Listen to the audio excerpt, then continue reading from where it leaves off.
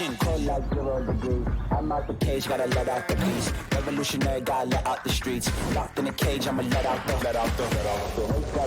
sheets. We came for war, man, forget my peace. You take the west, I'll take on the east. I'ma put them in the cage, never let out the. I hear him chat to the noise, move too quick, can't stop for the talking.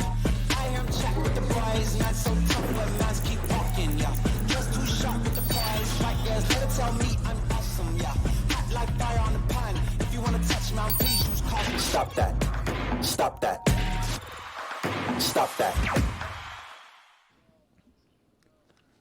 Mike Ryan is alleging, Andrew Hawkins, that Tyreek Hill at this wide receiver camp that you were at, that he has seen video that he had to double check because he thought it had been sped up for just Tyreek Hill, that everyone else looked slow in the video, and that Tyreek Hill's he was claiming that AI had changed the speed of Tyreek Hill compared to everyone else at this wide receiver workshop that you did. If it's AI, it's in its legs, because I was there in person, and I am telling you, I don't know if I've seen very many humans run at his speed. And the impressive part is not just his speed, because there's been fast guys, and you're sometimes in football, especially in the NFL, you do come around guys that even by NFL standards are a different level of speed. His ability to stop at that speed is what makes him truly an anomaly. He's 31 years old now. People don't talk about that enough. I couldn't agree more. Listen, he ran a 10-10 in the 100, right? A 10.10, which is elite speed in general. And how I always look at it is like there's tiers. If your receivers run like faster than a 10, or even probably anything below that, you're probably not going to be good at football because you're not going to be able to stop your body. And that's what Tony is all looking about. at how he stops there, and it's not possible to cover any of that, obviously. It's not only that. He stops on a dime. The quarterback threw it over his head, to the back. It was like... It was a terrible throw. You should have hit me up. These quarterbacks were so nervous, though. You got to understand. That's the thing. Like, you got to go in. You got to own the place. You're the quarterback. You're the guy that makes things happen. No. He has the kind of speed that flusters you. Like, oh, my gosh. Am I going to be too late? You don't get that. You put it out in front of him so he can go get it. That's what quarterbacks do. Shut up. Okay, so look, I think Tyreek Hill has a big year because to run that fast, period, is crazy. To run that fast at 31 is insane. You can tell he's been on the track this entire offseason, keeping his top-line speed.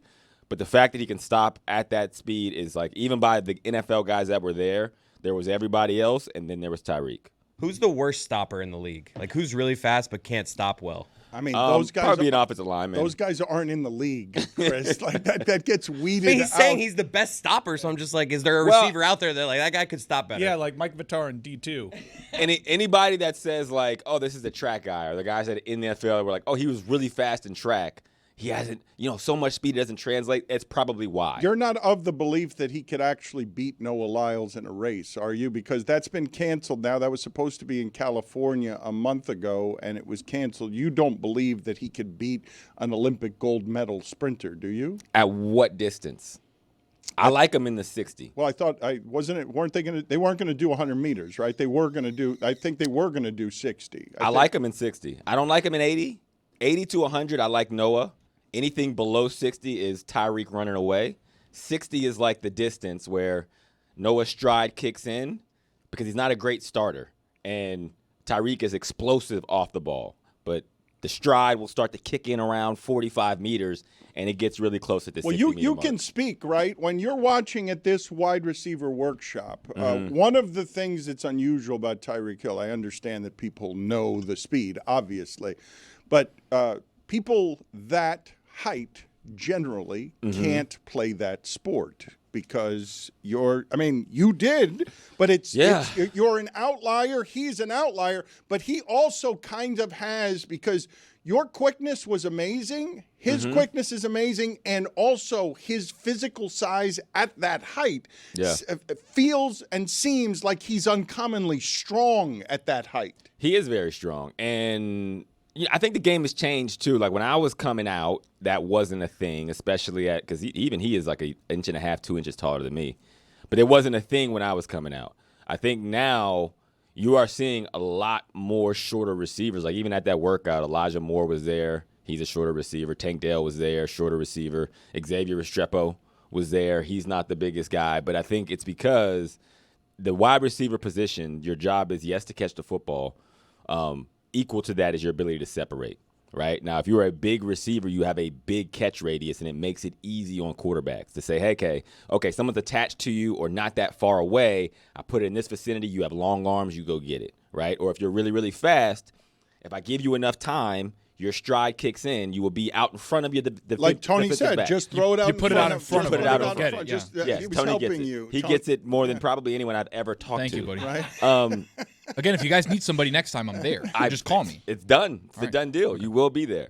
And then the other piece of that now is like if you're a smaller receiver and your ability to stop on a dime and ramp up the speed faster than everybody else creates more separation. So for Tyreek Hill, yes, he's smaller in stature, but the throws are as easy as they can be because he has the ability to stop faster than you and speed up faster than you. So no one's ever attached to him when he's making catches. Can I ask you a question? I'm sorry, Dan, but since we're at this wide receiver symposium now, there's a couple wide receivers. Hosted by Chad Ochocinco. There's a couple wide receivers in college that I wanted to ask your opinion about because people were talking in high school about Jeremiah Smith and his ceiling. Yeah. And I've never really heard around a wide receiver in high school people chatter with conviction, this guy could be the greatest of all time. Yeah. He has all the physical gifts. He's got the speed. He's got the breaks. He's got the hands. And Williams out of Alabama has body control that, even though he doesn't have the size of Randy Moss, has the body control of Randy Moss. And I would ask you, if you could have something, understanding that pretty much everybody outside of Xavier Restrepo that plays that position is fast, right? Fast for humans. Yep. Maybe not fast for NFL players. What is the physical trait that you would want outside of speed? Is it the ability to just catch and be dependable? Is it body control? Is there a singular physical trait that you would lump on top of the speed to take you to that next tier? There's not a single physical trait, and I think that's the hard part about wide receiver. I do think if I was going to pick one and rank it above everything else, it would be body control, but the given has to be you can catch to a certain degree. And some people's ability for hand-eye coordination and, grip of the football, size of the hand are going to vary. Can that be a learned behavior? Because in college, Andre Johnson wasn't super dependable with hands, and then he became a very dependable receiver in the pros. You got to know what you're looking at. You got to know, what somebody's actual ability is and how much of it is maximized. Now, if you can't catch, and there are people like this that literally it won't matter how much work, I can tell you exactly how to do it. You can rep it. You can They get on the get jump weeded machine. out, though. They never They get. get weeded. Well, they don't get to the Brandon pros. Marshall struggled with that throughout his career. you got to know if it's a concentration issue or if it's an actual ability for your eyes and hands to be on the same page, which is a thing. And typically, those kind of guys, he's super fast. He can great body control, all these things, but he just, you know what they are? Cornerbacks. So 9 times out of 10, the cornerbacks are very aggressive and they are fast and all the things, but they can't catch. That's why they're on that side of the ball. Is that the hardest position to play in maybe professional sports outside of quarterback because of all the processing that you have to do? But I look at that video, and we could put it up again, of Tyreek Hill coming out of his breaks, and I just imagine what it's like for someone that is tasked with defending him, not knowing where he's going to go, and it seems impossible. I think it is the hardest position to be born good at because it is hard to guard another really, really fast human being going backwards. But cornerback is actually easy if you are born with the ability because receiver has a bunch of skill. You could be very fast, quick, great hands. In today's game, if you have not built the skill that it needs to play wide receiver, you will not be successful. Cornerback is easier because as long as you're athletic and you're aggressive and you're not scared to hit, I can put you at corner, you do really well. Same with running back. I can give you the ball, and whether we've gone through, positional skill and say, hey, make people miss and go score, and if you have the natural ability, you'll be able to pick it up. Receivers, there's a lot of factors that go into it, so it makes it a little harder. You can speak to this better than most.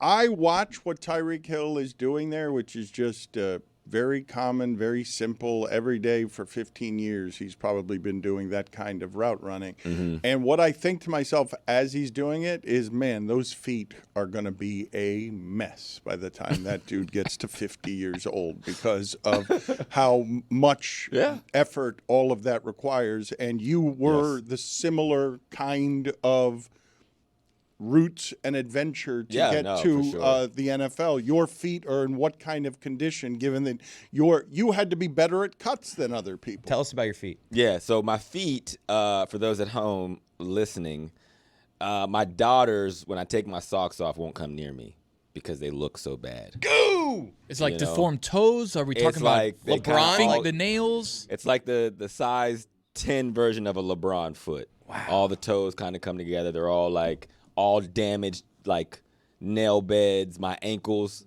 have like the surgery marks all over them. Are I your walk feet down steps better like or a worse? giant. Are your feet Like if better you- or worse than Greg Cody's right there that are on the screen? I've maintained that those are a demon's feet or Yeah. perhaps the devil's feet. Well, let's break it down. They're way too veiny. That's an issue out the devil's gate. Well, he went demon, and then he was like, "Well, it could be the top of the It line could be for the hell." king, right? I was thinking to myself that all of the demons have a certain kind of feet, but they respect Right. that demon's feet because it's the worst of all the feet. So I promoted your father to having the devil's feet because he had the worst feet in hell. Well, like most feet look like an L. His kind of looks like a hockey stick, right? Like from the ankle to the foot, it's like there's no like Little curvature on deviation it, yeah. in the joint area, so it just kind of goes to the tip. There's a lot of And ankle going on. There's a lot of ankle. There's way too much like filler at the side of the foot.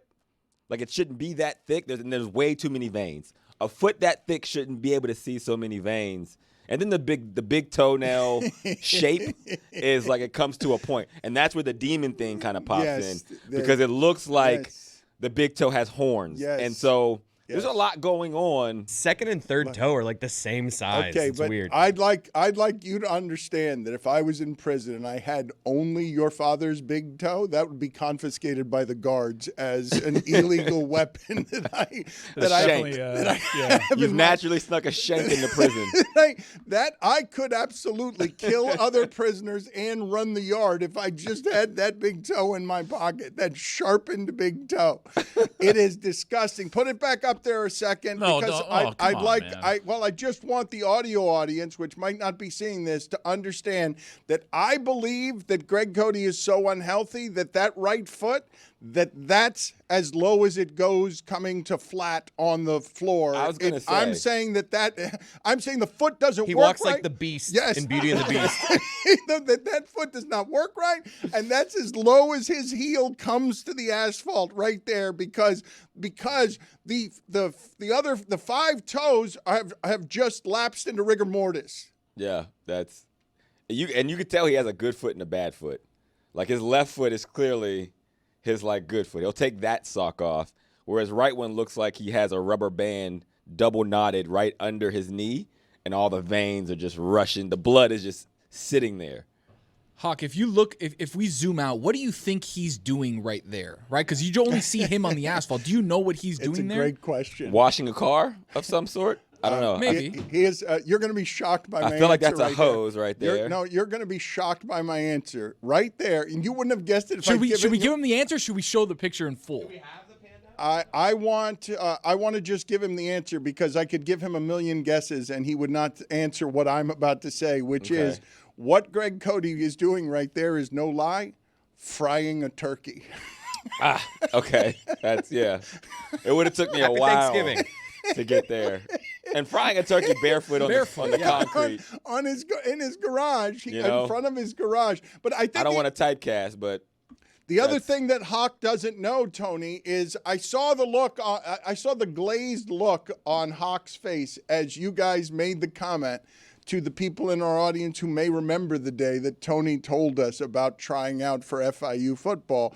Mike Ryan made the joke, and it's not a joke, that Tony would throw you imaginary footballs at this wide receiver camp because as our resident non-NFL division best football player on our crew, Tony's qualifications specific group, as our best football player is that he tried out at FIU for quarterback, but in the tryout, they didn't let him use football. So he was just dropping back and throwing Dropping dimes. All right. So here's the story, Hawk. I'll make Give it me the condensed for story you. because I don't want to. I'll make it extremely condensed for you. So with the walk-on tryouts, what they didn't do is allow us to use footballs because that would take away practice days from the actual team. Don't want to do that. So what they How do did you is assess a walk-on? Like, let me look at this my guy. point exactly. Mm-hmm. So I think they just did it off 40 times, which is whatever. Neither here nor there. But Because everybody wants a quarterback with a fast 40. But go ahead. go ahead. So I was doing my 3-step, 5-step. I was doing a quick step, like on a quick slant. So I was working those, but the receivers were getting thrown tennis balls from the wide receiver coach, Yep. and then I had to like stop back and throw. But like Nice form. nothing. Like I had to throw nothing. So it was Not nice difficult form, sorry. because of the fact that they didn't let us use the balls because they would have taken the balls from the team. Yeah, I get it. That for sure. We can't take away from the actual football players, to give you a shot at being one of the scout players. But I will say that's not a good sign that they saw you without a football and didn't think you had the ability to do so. But you definitely can assess a quarterback without a football. Did you play quarterback in high school? Yeah. What were you? Give me your stats. Give me your stat line your senior year. Well, no, I didn't play my senior year. Okay. Because So, I that ended old up tale. I ended up playing basketball. I left football to play basketball. Were you licking your hands before the Okay. fake Yeah, ball was before hanging? the imaginary football, did you lick your fingers? No. why didn't you go for tight end? I should have probably. Yeah. Like Buck Ortega. You might be in the NFL had you. If been I would have like- buckled down in high school and played, like Here I we could go. have Don't done feed this. I could have done something. Did you do that? Here we Buckle down and played is a crazy sentence. go. You Like you started can it. buckle down if you're already playing and be like, you know what, I got to take this serious. If I played tight end. In order to, if you had to buckle down to even Remember, sign up, I was playing quarterback. If I would have buckled down and played tight end from the jump, you didn't play instead your of senior quarterback. year. Correct, because I ended up 'Cause he's a staying to hooper. play basketball. And 10-day Tony. It was the Okay. right The decision. The moniker's the reason, yeah. The Okay, right 10-day decision. Tony. His shot is dripping wet. But Okay. I do see the point about being a tight end. The league is chock full of guys that have made the switch from quarterback to tight end at a very successful rate. Guys that never played tight end, even in college, go into the league and all of a sudden are successful. And he's got a pretty decent tight end build. he's got a good build for it. He hit the weight room. He'd probably be super jacked. He's probably pretty athletic since he's a basketball player. I love to convert basketball players who have tight the end. size to tight end because it's another one of those positions that we can get you going relatively Just fast. to be clear, we're making the allegation here that if Tony had buckled down, and signed up. Yep. Well, again, sign up wasn't the issue. I'm Sign up not wasn't the issue. finished. We're making the allegation here that if Tony had buckled down, he'd be the immortal Mark Andrews. That he'd be running through a secondary. Buck Ortega. He didn't say Mark Andrews. He said he could have made something of himself, and I agree with that. I think he could have made something of himself. I think if had he played tight end, you would not describe him as the best in-show, non-NFL football player a part of the Meadowlark universe. You would just say former college football player, Yeah.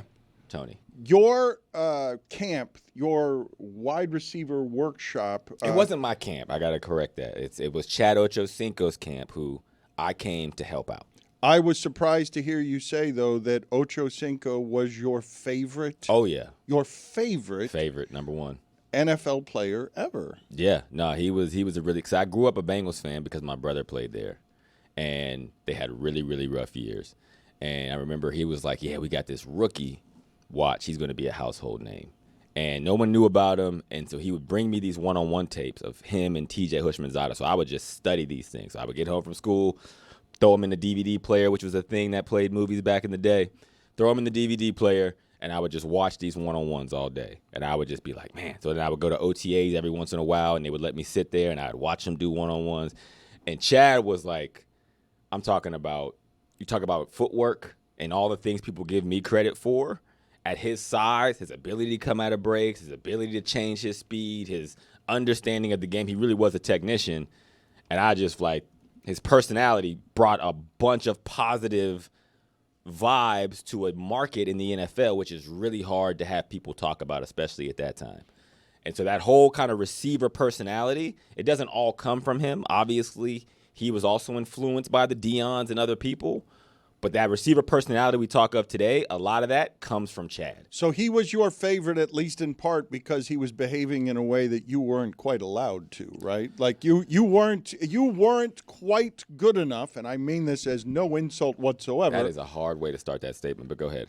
I mean, you were good enough to play in the pros, but to carry yourself in the pros How many contracts you got? as if you I made $15 million. I don't know. Shoot, go ahead, I guess.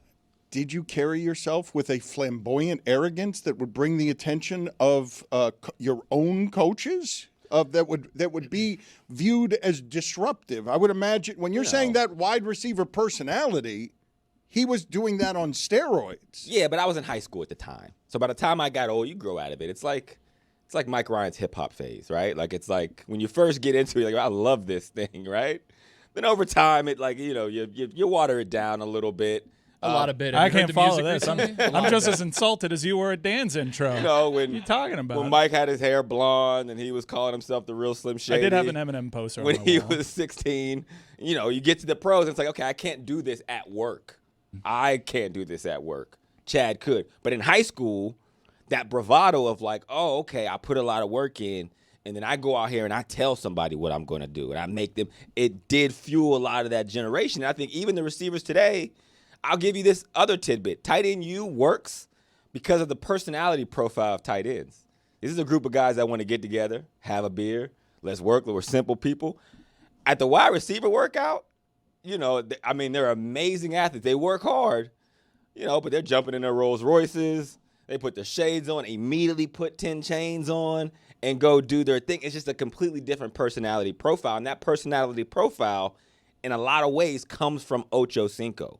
So in my opinion, he is kind of like the godfather of the wide receiver position on and off the field because he encapsulates like the receivers before him, who he has a major connection to. And he's like the oldest receiver that the new generation of receivers still know, love, and have a lot of respect for and know a lot of information about. Well, because that's rare. You mentioned something you can't do at work, or the idea of things that you can't do at work, and I wanted your guidance on something that Mike Ryan's been doing at work for a while now. Hey, if this should be an HR question, please don't get me involved. I would not like to be a... It might be an HR question. Okay. It's jerking off. It's been a complaint that's been filed against Mike Ryan here in the morning. And Every morning. It is not jerking off. Thank you for nothing. In fact, you know what? Hold on. Down the just club? a second. No, let's just get him out of here. Oh, come on. Minor penalty, 2 It's always minutes, a asshole. retaliation against Scott.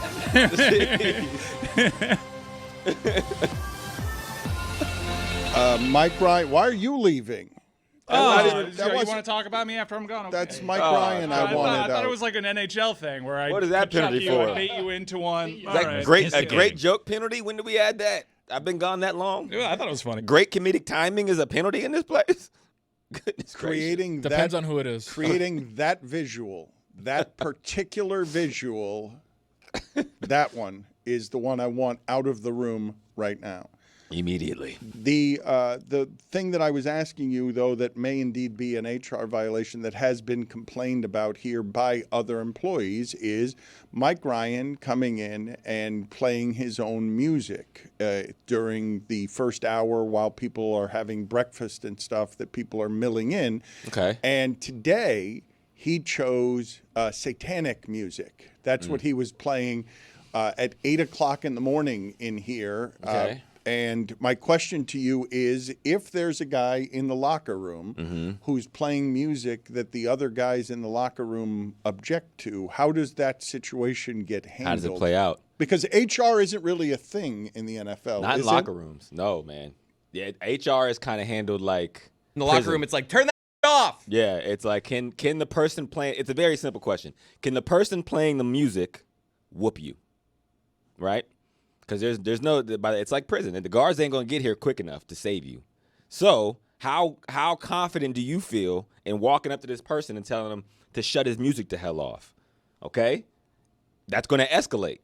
So you got to be able to assess that. But you know? that itself would be a human resources violation to come up to somebody aggressively on their music and try to fight them. You're trying to Well, put the no, you lens don't. of trying to put the lens of corporate America into the NFL locker room. It doesn't matter what HR says. Yeah, I mean, and also you don't come maybe with that aggression out the gate, but you got to know that's where it's going. In the NFL locker room, you know every single thing can and will escalate to that. Let's go ahead and actually tease out that hypothetical, because I do imagine NFL teams do have human resources. So take me through like the D tackle going to human resources to complain about the edge rusher playing the music too loud. To go take that to whoever it is representing HR, the head of HR. Would there even is there human resources in the locker room? Is that can that be available to somebody to complain about one of the other 52 guys? No. I don't think that's a thing. I think anytime you've even got any even like residue from something similar is like the Richie Incognito situation with the guy that said he was being bullied. Jonathan Martin. Yeah, Jonathan Martin. And I think like that played out. That all started with music? I don't think it started with music. I think it was like, where do you go when you're getting picked? Like an NFL locker room, it is straight up, you got to handle it. I don't want to make the like equivalent to prison, but it kind of is that mentality where these are the toughest people in the country. Like you have to be tough to play this sport. Doesn't mean you're the toughest guy, but if you don't feel like you can go to somebody and really be like, yo, I think your music is like, yo, turn it off. Or, hey, will you turn that off? No, I'm not turning it off. All right, so what's next? Are you going to be okay with that? Or are you going to say, well, turn it off or we got an issue? Well, none of this solves our particular dilemma. Though, No, but you asked me how it's handled in the locker room. So what do I do here about the fact that this morning at 8 a.m. satanic music was being played? I didn't ask anybody what their thoughts on it was. I didn't know it was satanic music until it was pointed out to me. But put it on the poll at Le Batard Show. What do you do? Is playing satanic music at the office an HR violation? Yes or no? At Le Batard Show. Mike, do you wish to clue us in, or was it yesterday's information about the satanic concert that you're going to? I mean, it's not always satanic music. That's a recent binge I've been on. But it is part of my creative process. It has been for 20 years. I used to play CDs at the old 790 studios. I don't like it. Used to play music in the old Clevelander studios. That's how I ramped myself up. For my particular line of work, which is creative. And sometimes it's good vibes. Sometimes it doesn't necessarily mesh with the room, but it is what it is for 20 years. And that's what it's going to be. You know what? If you're going to be at the mercy of the vibes of Mike every morning, which every morning I've been in here, Mike plays music. This is the first I'm hearing about an HR violation. And it's pretty eclectic. You know, and it's across the board. You can't then all of a sudden, I don't like this particular music. Now we go to HR. Oh, religious. So he's got freedom of religious beliefs with his satanic music? Because he was wandering around here the other day asking whether or not someone can be not a Satan worshiper while enjoying satanic music. Yeah, I know people that listen to gospel that aren't Christians. Mm-hmm. You know, it's good. It's good vibes. And if you like good vibes, get it. If you like bad vibes, Mike's going to get it. Now, I'm not a fan of satanic music. No. For sure. That's all right. It's not for everybody. And I'm not here. It wasn't for me until I'm this not album. here frequently enough to give Mike the locker room treatment of, hey, I don't want to listen to that every morning. Turn it off. And then Mike says, I ain't turning nothing off.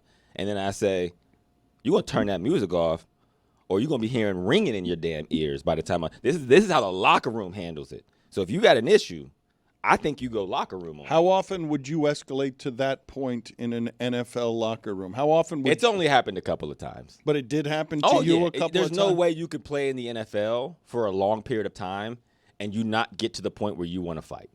It's a part of it. Like getting to it with coaches. Typically with me, it would only rear its head if it got in the way of me doing my job, right? So if I am studying for plays and I got a rookie who's like playing music loud in camp and I got a roommate or something and it's like, okay, now it's worth it because either if I go and I mess up tomorrow and I get cut, I'm going to be mad that I didn't fight you for turning this music off because I didn't learn my plays. So like if it gets in the way of the money, then yeah, you gotta do what you gotta do. Can you actually take me through what you imagine would happen in the hypothetical I'm proposing, which is the defensive tackle goes and asks to file a human resources complaint against the edge rusher. What's happening next in that locker room once people find that out? Once people find out that it's not being handled in the locker room, by the locker room, that now corporate America has made its way into the huddle, and we have a human resources problem. Because you have to keep in mind, I'm going to go ahead and say that every NFL team probably has a pretty expansive human resources arm for all their other employees, because of all of the people being employed by the average NFL team. But I'm guessing the players are never using that option. And if I wander around the locker room and ask, do you guys know who human resources is here? Do you guys know who to go complain to if you have some sort of violation or workplace violation that you do not like? I'm picturing an email. Like this I'm not appreciating the vibe of the music. Can you please? This is a ridiculous hypothetical. Like it's the human resources is the head coach. That's who the human resource department is, and that only gets escalated if Human resources are right here. Here's H and here's I. Right here. exactly right hand is what it's RH department. So I don't think that that's even a thing. Listen, we shower in a room. 40 people at once together. That's a human resource violation. That's a good point. I hate it. So I'm like, don't give corporate like equivalencies to places where everyone is just cool with it. Like, oh yeah, these are millionaires. Some of them worth hundreds of millions of dollars. And where do they shower? A foot away from the next person. And they use the same soap. That's ridiculous. That's got to be an HR issue. It doesn't make any sense. You know, like separate the showers. Give the common decency. Otherwise, it's like, okay, this is the environment that we're fostering here, so we can't expect to have a real HR department for NFL football players. You can't have an HR department when Greg Williams is telling you to take off the head of the snake. Cut off the head of the snake. All right, boys, we're gonna talk about that. Would be a great study. How many IP. HR violations actually happen on a day-to-day basis in NFL locker rooms and meeting rooms? How is it possible that Andrew Hawkins is sitting here with all of the words at his disposal in all of the language that's at his disposal, and you say the phrase, I don't want to compare it to a prison, while comparing it to a prison twice? same soap? I could. The showers. Tell me it's body gel. It's just like there's no other thing that I can compare it to, because everything is just handled in itself and nobody on the outside cares. That's the point. Like, you don't actually care about how someone is being treated at prison. No one ever talks about it. You know, like, there's a lot of going on in there. It's not as bad as prison. Trust me, I understand that. That's why I don't want to compare it. Yeah, you have loofahs. But there's like a couple of things that it's like, in the sense that, yeah, that's not normal. Wait, do you have 40 loofahs? people having to shower together is not normal. And any other, if I told you that was happening at the Heat Arena, like for like the people working in the front office, you'd be like, whoa, wait a minute, man. That's somebody should do something about this. Quick question. Is it BYOL, or do they have community loofahs, or is it a non-loofah bathroom? I think it's cultural. I think like some places have washcloths for the black players, because statistically the white guys don't use washcloths. It's not their thing. Some people have their own loofahs. Even the body product, people used it. Like, black men shave different than white men, and that's been like an innovation in locker rooms. You mean like against the grain? What are we talking about? You know, like, you use straight razors. A lot of black men don't use straight razors. We use clippers, and so it was like a conversation that we've had in locker rooms with teams to say, hey, you're giving us these Bics. We don't use Bics to shave. That's not how our people do it, because we get razor bumps because our hair is a little more coarse. You know, and it grows in curls. Racially biased? The razors were racially biased? Yeah, they were. Chris and I use the Clippers. I'm blacker than I thought. There you go. It's the red in ginger. you. Well, yeah. I've heard that that's a thing in recent conversation. So yeah, it's in recent conversation. Let's be clear on the claim that he's making. You've heard that redheads yes. are black. There was it was a trending. He is a good dancer. It makes sense. A lot going on. Look, see? Does he do a salsa dance? That's something. It's funny that you should mention that because I didn't know whether to point out the other day. This delighted me. Frankie, our security guy, I was delighted to go through the gym, see him on the treadmill, and he was doing salsa on the treadmill. Instead of walking or running, he was doing. Gotta work the hips out, Dan. That's the thing. Gotta get those hips going. Frankie, what kind of life are you living, brother? It made me happy for him. He made exercise look happier than I imagined it I being. like that. So Hawkins came in today, and he was excited to talk about what we spent too much time talking about yesterday, which is that Florida Panthers enforcer who beat up a guy on the golf course.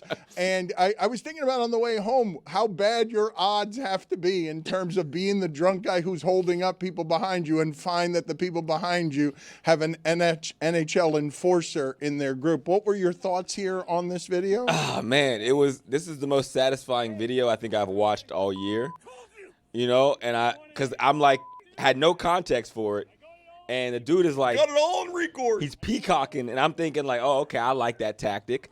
Scare him into not, like, this guy might be crazy, he might walk off, but then he attacks, and I'm like, whoa, he must be a really good fighter. He must really trust himself with the fisticuffs, and the result couldn't have been more opposite.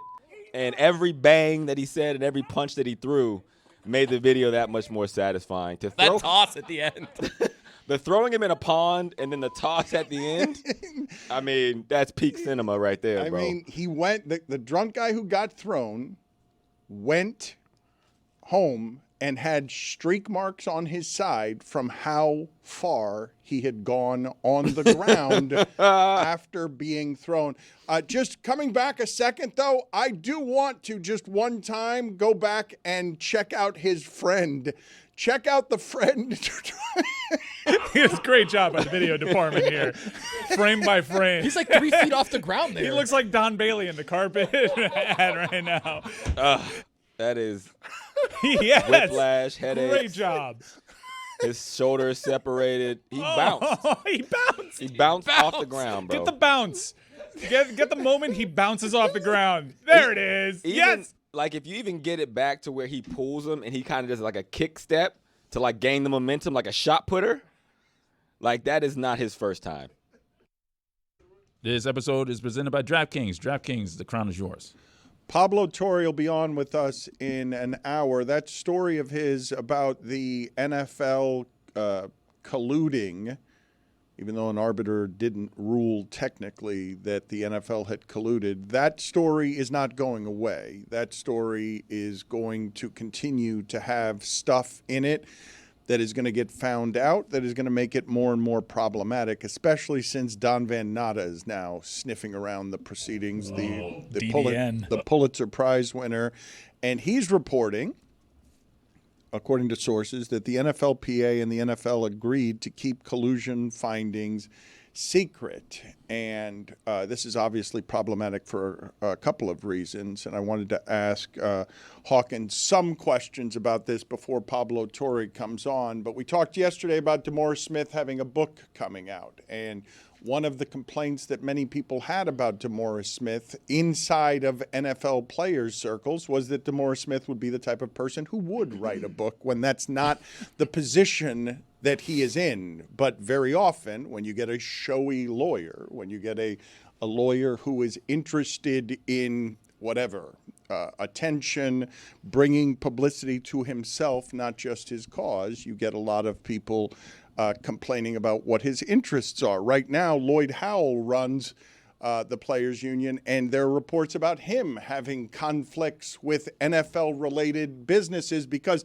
this is a pollutant throughout unions in the big sports where the membership doesn't necessarily trust that the person in charge of the membership is doing the bidding of just the membership. DeMaurice Smith was always accused of being very self-interested or distrusted by his own people, which is sort of, it's a bit inherent to the position, right? It happens a great deal, not just to DeMaurice. I'm happy you said that because out of all the sports, it seems like that is the most difficult one to be head of the Players Association for because of the very nature of that sport being so violent. There are only a few guys that survive in that league long enough to make money. So if you have something like a work stoppage on your clock. The vast majority of your player base is not there for very long. This is their opportunity to make money. If they lose half a season, they're losing potentially 30% of their pro career. So it is very difficult. It's like people forming opinions about the leadership in California, when California is an impossible state to govern compared to some smaller states.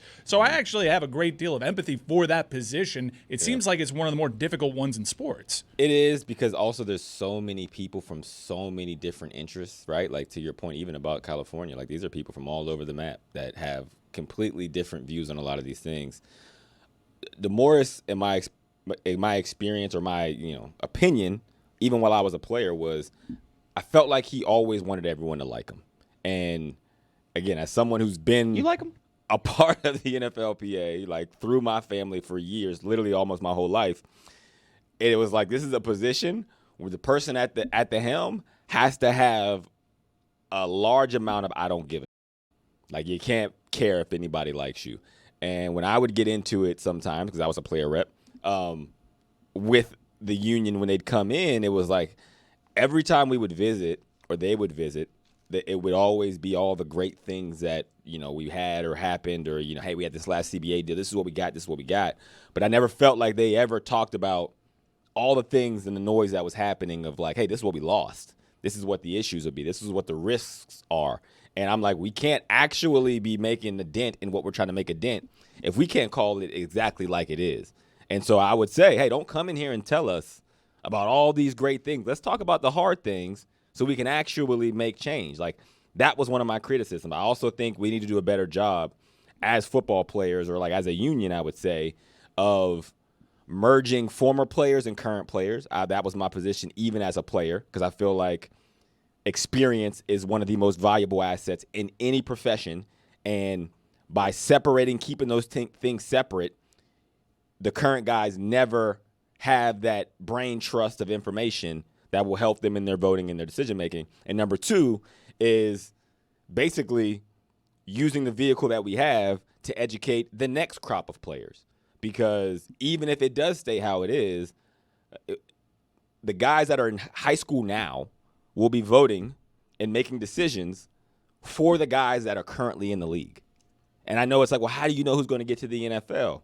Yeah, that's a crapshoot. You don't really know. But I will tell you, of the top 300 players every year, 45% of them go to the NFL.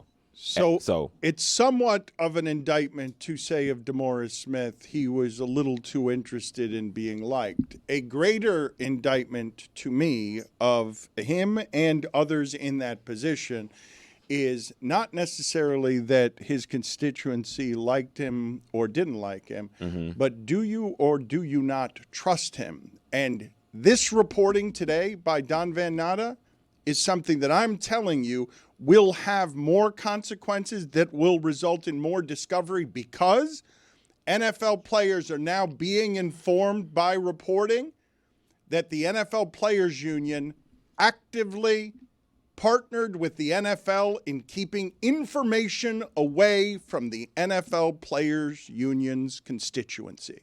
And once you get there, now players are asking really uncomfortable questions about, what do you mean you agreed to a confidentiality agreement with the NFL that doesn't give us the information about what you agreed to? What I'm telling you about DeMaurice Smith writing a book, and I understand why people would want it, and I understand why he would do it, especially after leaving. But the personality type who's in that position, who feels a great need to write a book, is exactly the criticism DeMaurice Smith was getting when he had the distrust of some of his clients and constituency, that he was a little too interested in how things looked for him as opposed to the group. I will say, I had to Google it. I did not know the current NFLPA president at the moment because he's avoided news. And DeMaurice Smith did like the headlines. I don't think he's going to be able to avoid it anymore. I know that that's a criticism, wanting to be liked, but you're literally representing your players. You almost have to be liked by a huge segment of who you're representing. I will say, though, it was curious when DeMaurice Smith became the head of the NFLPA. It was a departure from what the NFL did. That league in particular, the players really put a premium on guys that actually played the game, representing their interests. And DeMaurice Smith did not have that pro player background. I guess that was a moment in time, Hawk, where they wanted someone with presidential acumen and executive level acumen because of the nature of the money that was coming into the business. Look, and when I say wanted to be liked, I'm not talking about by players. I'm talking about by everybody. And you can't be liked by everybody when you are tasked with the interests of one specific group of people, right? To your point about Gene Upshaw, again, also had his shortcomings at times, but he did not give it. He would go toe-to-toe with anyone, and he was a former player, so you never questioned the motives or the things that he cared about deep down because you kind of identified with his life and his process to get to that point. You have to have a vested interest in what you're protecting. Like, I don't think this is a for-hire job, and you don't have to be a former player to have this job, but I feel like if you're making putting your hat in the ring for this very high-paid, very visible role, I need to be convinced of why you truly give a damn.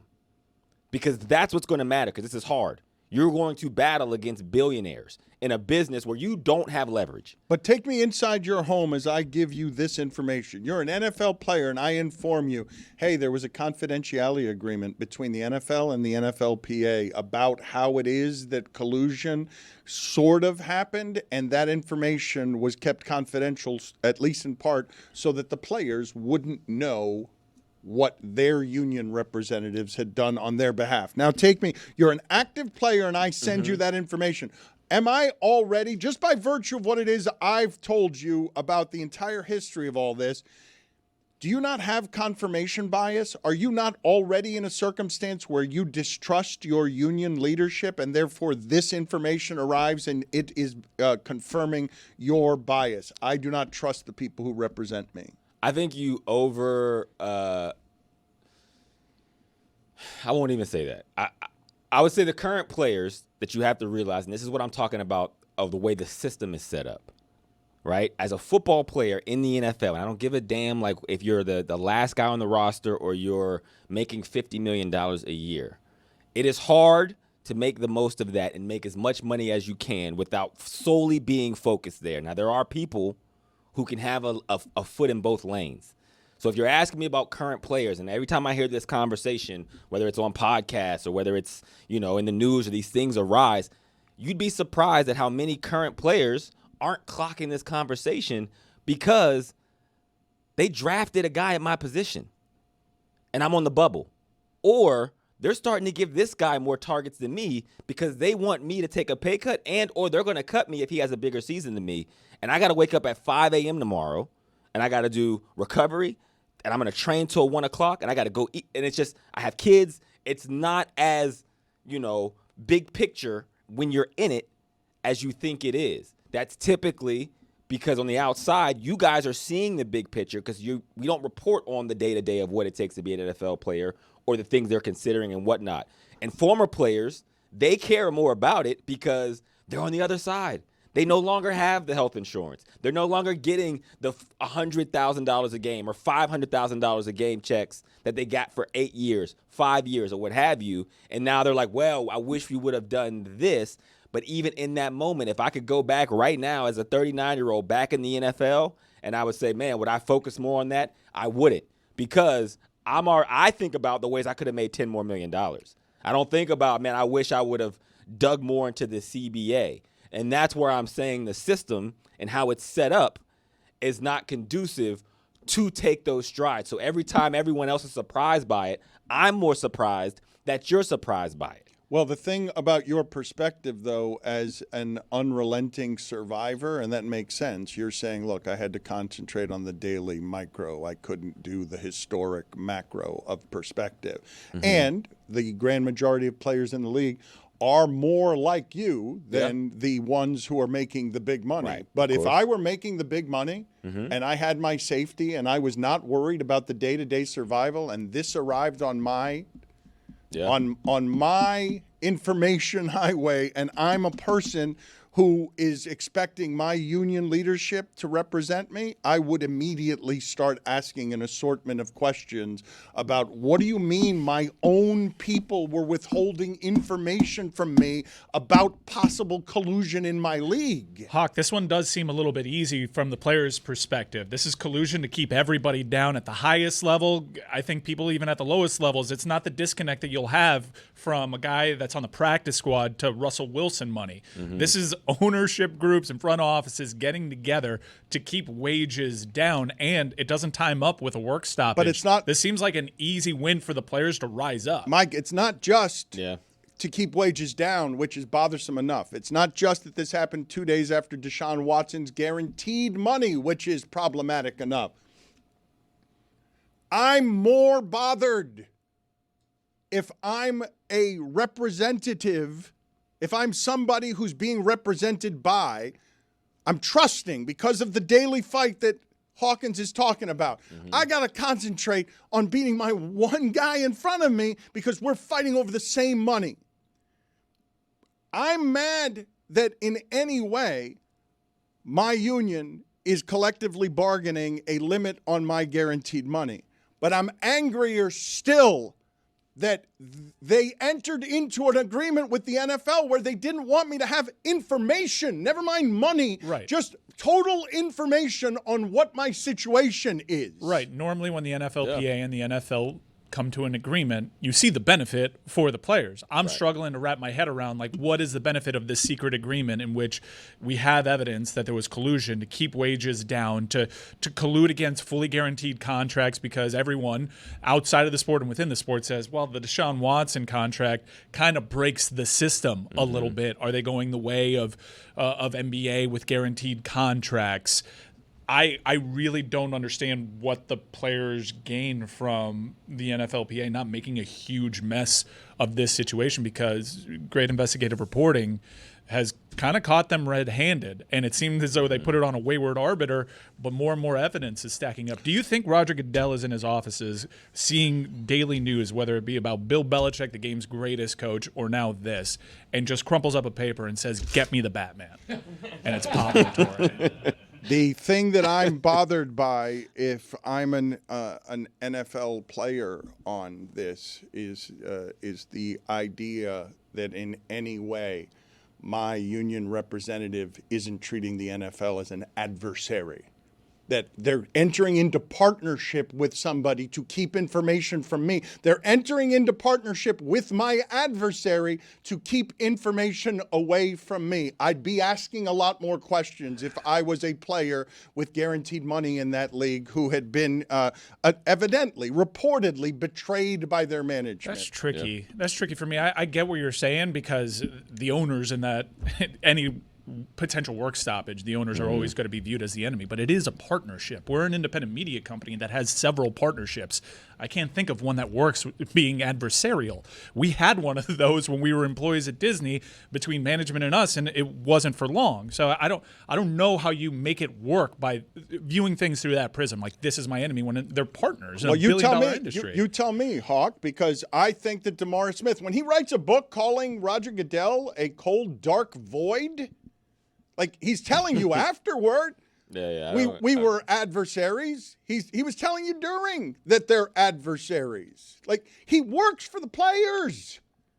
He does not work for the league. He's not making money that the NFL is giving him. The players are giving him a percentage of their money to protect their interests. Like, it was also that was a huge inflection point for the league when DeMaurice Smith had it too. Not only is it a hard job, but I think on his watch, when you have the concussion issues, the business absolutely booming to the point that it becomes one of the more profitable business ventures in the world, it was a unique time in history. It's like being in charge now on the forefront of AI blowing up. Like, how do you lead? There's no playbook exactly for this. When that concussion study came out, that was unprecedented. It was something that was talked about, but they didn't have the data behind it. When Hawkins talks about the way the system works against the player, I want you to understand that what you're trying to do with a lawyer is ask for impeccable morality and ethics in a situation that is ripe for contamination, because the player is so busy focused on his or her day-to-day and very often has spent so much time trying to get to the top 1% of that 1% that they're not spending generally a whole lot of time thinking about business union issues. They have people that they're giving substantive percentages. DeMaurice Smith retires as a very wealthy man off the bodies of others because his job is to make sure that his employees have the maximum amount of information to know that they're being well represented by him. But I'm telling you, it's a group of people, not just football players, but athletes in general who have to beat other athletes for money. They're particularly susceptible to not having the correct information before they're betrayed by the people who they're paying to make sure they have the correct information. I couldn't believe yesterday that Zaz said he wasn't interested in this book. I find this topic in particular, and I think I can code it with understanding what D. Smith's agenda is. I'm really interested to read this book with my ears.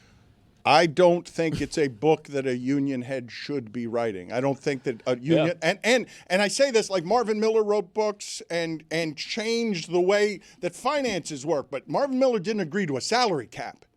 Like Marvin Miller didn't agree to fixed costs that make it so these owners can collude over guaranteed money because they can't actually control themselves. The system controls them. And in this particular case, you have to have an honest broker representing the NFL players. They need the representation because so few of them, for example, have law degrees. I'm also just fascinated by the narrative around DeMaurice Smith that paints him as a bad guy. I'm like, well, when we were trying to pick sides during those work stoppages or talks of work stoppages, the enemy was Roger Goodell. And Roger Goodell has gotten more popular, navigated a moment in time around Ray Rice where people were calling for his job, and it seemed to have real positive momentum, that his job was genuinely in jeopardy, and the game was more boring. Offenses were stagnant. You had Peyton Manning winning Super Bowl 50 in what was one of the worst seasons in NFL history in terms of how to view the game and the viewing experience for the fan. He navigated that, and Roger Goodell, I think, has actually done a pretty good job. If you look at the landscape of sports, and this may have more to do with Adam Silver's recent shortcomings, he's gone somehow from categorically consensus worst commissioner in sports around the time of Ray Rice to now you look at it, it's like, damn, is Raj the best? He was kicking DeMaurice Smith's ass for 10 years, man. You got to appreciate greatness. He's like Tom Brady. Like, they were in a head-to-head battle. And if that's what this book is about, then that makes more sense. How I got my ass kicked by Roger Goodell. I'm not surprised by. I'm not interested in the book, not because I don't, I have an issue with DeMaurice Smith, but I don't care about the words. I can see what the actions were when these issues arose, or what we fought for, what we didn't fight for, what was a big deal, what was painted to us as like, oh, don't worry about this. And then it ended up being something we absolutely should have worried about. And to your point, even about this, again, there's more information that I'm sure will come. Union representatives better have a bunch of questions. They better get as much information as possible. And to your point, there better be a damn good reason why you sign a non-disclosure agreement that maybe you can talk about in those rooms. And they should make the decision to say, okay, is this valid or is it not? But the interesting part about this, and the reason why the system is always hurtful, is because in the NBA, to your point about partnership, the NBA PA and the NBA have a true partnership because it is a face player-driven league. If Steph Curry doesn't play a certain amount of games, if LeBron doesn't play a certain amount of games, I didn't come to the Warriors game to not see Steph Curry. I'm not coming to the Heat arena not to see Dwayne Wade and LeBron James. I'm coming for them. In the NFL, it's the Shield. These are recyclable names. The moment I get traded, my jersey number goes to the next person, and Hawkins is forgotten in the Browns, right? Like, yeah, we have some affinity for him, but we are following. Never forgotten. Never forgotten. We're following the Browns. We're following the Dolphins. This is my team for 30 years. It was my grandfather's team, so on and so forth. The faces of the league are the quarterbacks, right? And the 32 quarterbacks are paid the most handsomely. They're the ones in the locker room who have a relationship with the owners. They don't come and talk to a lot of players. Most owners, not all owners, but most of them will have a relationship with the quarterback, the face of their franchise. And if we keep them happy by making sure they get their money and they are handsomely played, they're going to be less likely to jump into these union fights or fight for rights of whatever. And I understand it because I'm paid. I don't want to mess up the gravy train that I have for me and my family. Now, on this guarantee, yeah, it trickles down. But the first direct impact is exactly those guys. It's you guys. It's you guys that they're trying to limit the guarantees of in this report or whatever they're asking about. So that's going to be the interesting thing for me, because now you have an issue that affects them being the highest paid faces of the league more than it affects the other 1768. You mentioned Tom Brady. You also used the word handsome in the middle of handsomely paid. Tom Brady is having a winning summer. Tom Brady doesn't often have off seasons. Tom Brady suffered about as much criticism as he's ever gotten last year during the football season. Pretty close to it. That's the only thing close to an L I think he's got. His broadcasting career has had some criticism in it that is louder than almost all of the other criticism that he would have had. But now people are following his dating habits. And what is the latest that has been reported on Tom Brady after he won the Fanatics games, the Michael Rubin games of celebrity winning?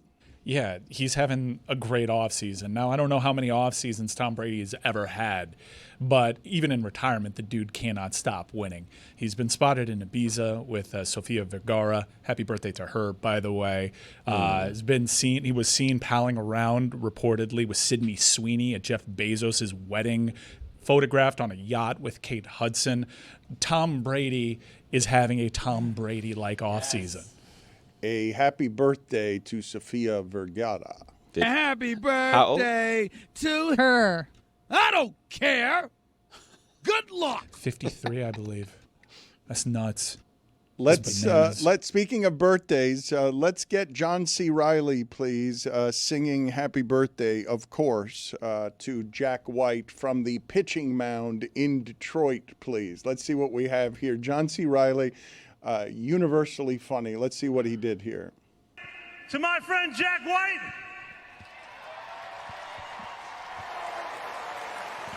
On 3. 1, 2, 3. Happy birthday to you. Come on, Detroit. Happy birthday to you. Speed it up. Happy birthday, dear Jack. Happy birthday to you. Play ball! Was that like a first pitch Play ball. that he just was like, give me the mic? Like, he seems to be out there to throw out our first pitch. My That skin was is weird. crawling with how slow that took. I was embarrassed for Jack White. Jack White was embarrassed. Why was John C. Reilly wearing a full Detroit Tigers uniform Full with kit. a scarf? It appeared there was a scarf in there. Hiked as up well. pants. He had the stirrups almost. Was it For the Love of the Game? Is that the name of the movie where John C. Reilly produced what I believe to be the single least athletic thing ever produced by an actor in a sports movie? John C. Reilly is the catcher of the Tigers, tried to catch a foul ball, ran straight toward the back wall, did so very clumsily, very poorly, caught the foul ball, but they had to have done 1,000 takes of that because he clearly did not have anything in the way of athleticism. Is that indeed a scarf underneath his Tigers jersey? Ascot? Kerchief. Ascot. Might be an ascot. It might be an situation. ascot. Maybe he's dressed like the 1933's Detroit Tigers. Was that a team then? It does look like a bit of Black Sox era uniform, and the Tigers have the best team in baseball right now, right? Because the Dodgers have lost 6 straight games, so I'm assuming the Tigers have won more games than anyone in baseball. It's a popular time in Detroit for Detroit baseball, but For the Love of the Game is the name. I always want to do the show least athletic things that you've ever seen in the movies because Basketball Diaries with Leonardo DiCaprio, the way that he dribbled a basketball, the way that Michael Fox or in any sitcom really, or any anything from Will Smith, anything that was being done by what was his name, Alfonso Ribeira in Ribeiro. Oh, disculpa. And Michael J. Fox. Yeah, Michael J. Fox. But the dribbling of you would agree that sitcom basketball, anytime you've ever seen a basketball game played on sitcom television, it is never something that feels authentic. It's terrible. It's the one sport that this guy is not athletic. He does not know what he's doing. Is you put somebody on a football field, they can kind of run around, you can kind of get away with it. That's cap. Go ahead.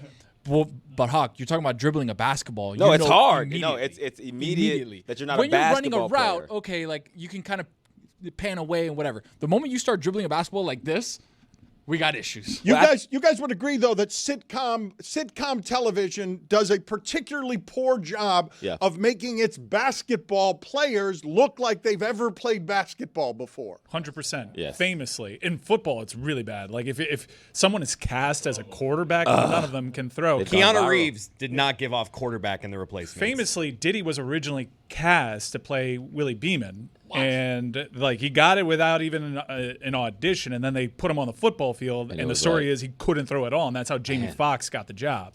Any Given Sunday football, top notch. That's top notch film and television sport right there. There was an eyeball on the field. It was unrealistic. Orlando Brown. You've never seen an eyeball get knocked out in a game? Were we buying Bernie Mac as a great hitter in Mr. 3000? It's a fine choice by you, but Mike is bringing up something I'd actually like to talk about. What is less realistic in television sitcoms or television in general? The recreation of the football or the recreation of basketball? Because Mike's saying football is harder, and he might be right, because when I think about it, I would imagine that football would be harder to make realistic because you're making giant hits realistic. But honestly, when I think of it first, I think basketball is the thing I've seen represented most poorly in things like The Fresh Prince. Man, it's tough. I think it's a throwing motion is just so easy to spot. I mean, although ask Tony, he tried out for FIU. They knew right away the dude couldn't do it off of the throwing motion.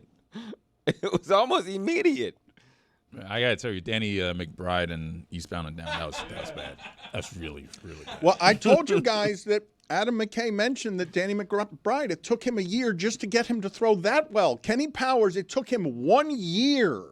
1 year to teach him how to look like he was throwing a baseball from a pitching motion because he's got no athleticism. None. Zero. Didn't know how to throw a baseball. Didn't know how to hold a glove.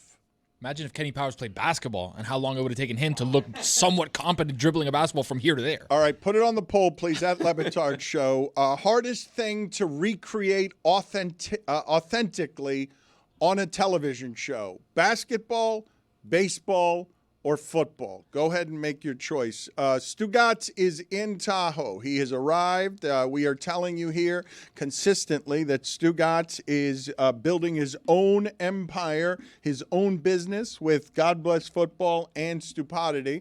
He has arrived in Tahoe. He is interviewing all of the people, all of the athletes in Tahoe. He goes every year. He is at the center of his own chumminess. He loves going there. He got together with Matthew Tkachuk, Gary Sheffield, and others. Let's play some sound with him just going way overly chummy with Matthew Tkachuk, which I'm not totally sure he would have recognized if Taylor didn't ID him for Stugotz. Penalty shot for your life. I want you to think about this, okay? TJ Oshie, who is here, or Wayne Gretzky. Oh. Penalty shot for your life, okay? I'm probably going. That's so tough. I feel like I saw somewhere once that Gretzky said he didn't like breakaways, which I find that I find that that's not true. One of my favorite moments in sports history was watching Oshie in the 4 shootout goal game. Right. So I'm going to take Oshie. Okay. Good choice. You're living. Yes, you're alive. You're on the Mount Rushmore of South Florida sports. How does that feel to you, man? I put you there. Well, I appreciate it. Yes. It takes a village, and I'm just lucky to be surrounded by tons of great people. I can't tell who was more insincere there, Chucky at the very end, Stu or Chucky. I mean, Stu put him in quite the spot. There's no way Stugotz believes that. How did he not kill him for choosing over Gretzky? I gotta say, Oshie is the right call there. It's not the right call. Yeah, He won a gold medal. Oshie's the right call. His there. game, Dan, not yours. That was one of the greatest American moments.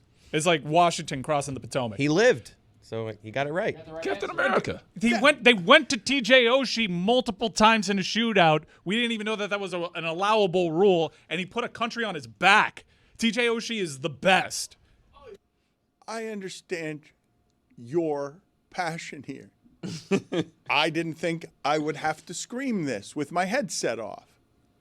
Should I take my headset off too? Yes. Okay. It's Gretzky! Like, what are you doing? I would take Pavel Bure over Gretzky on a breakaway, too. Wow. Yeah. Easy. Easy. I mean, Gretzky, as Kachuk alluded to, Gretzky himself said he didn't like breakaways. That's not... TJ Oshie in a penalty shootout situation, I think, is famously better than Gretzky. And Gretzky, I mean, to his credit, didn't have many penalty shot moments. And TJ Oshie Steph is the most Curry famous. is famously better than Larry Bird at shooting three-pointers. I think the most Larry Bird ever made in a season was 81 of them. I think. Where you Do I going have with that? this? Do I have it wrong?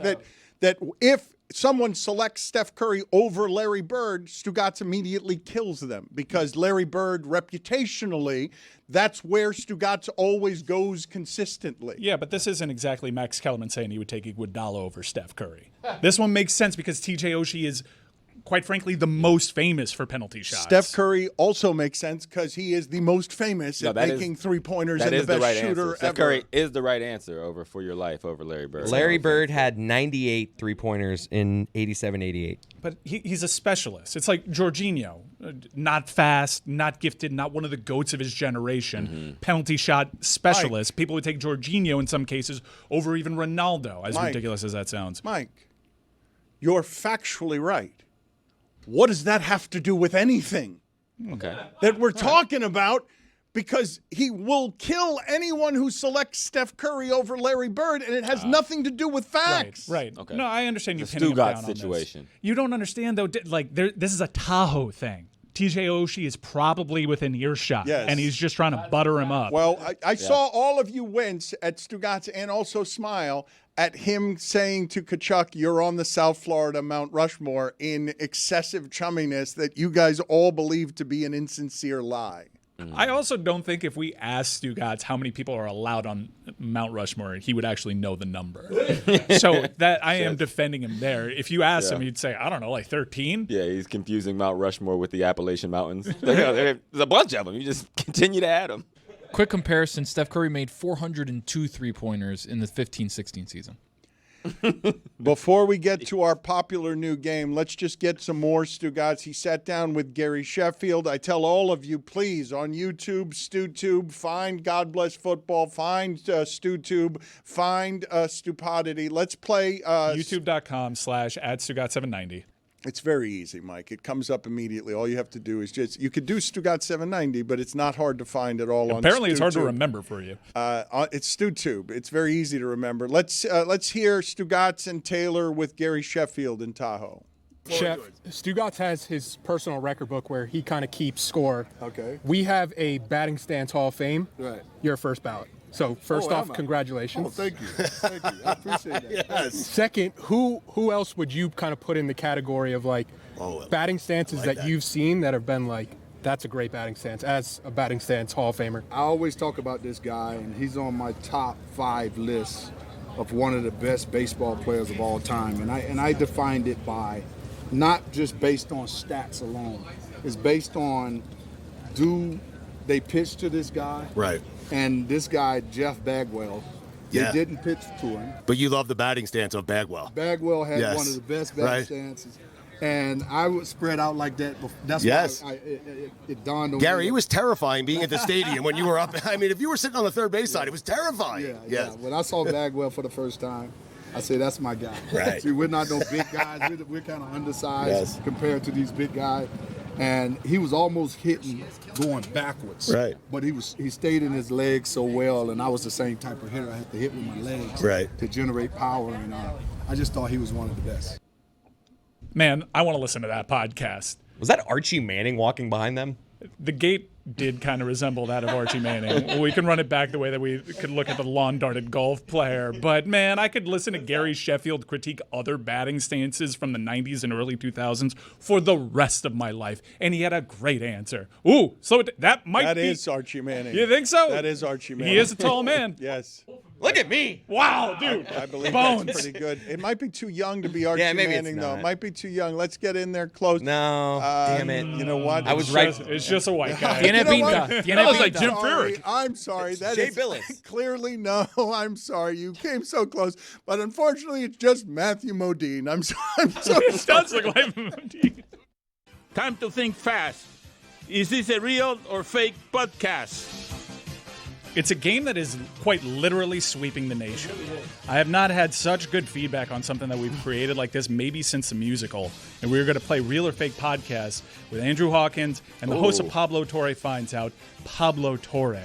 Pablo, let's begin with you. Let's see if you can find out if this is a real or fake podcast. Talk That Talk with Jerome Williams.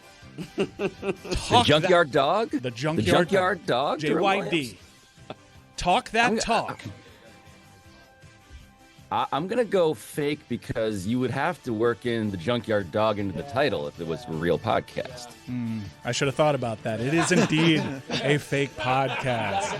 But Talk That Talk is a good name. That's a great name. Yeah. We kick it over to Hawk. False start with Eugene Monroe. False start. Okay. I'm going to go fake. That is fake. Okay, good. Wait, is that the Eugene Monroe who's also an advocate for weed Yes. in the NFL? Okay. Yeah. False that start. But I also think he led the league in false starts. Oh. No. And I don't think he would name his podcast. Yeah, typically that's like a pain point for players. You don't get that level of lean in. We kick it over to Pablo. Deuced is Wild with Eric Burns and Will Clark. Oh, my God. Deuced is Wild with Eric Burns and Will Clark. Talking about beer league legend Eric Burns. This is wild.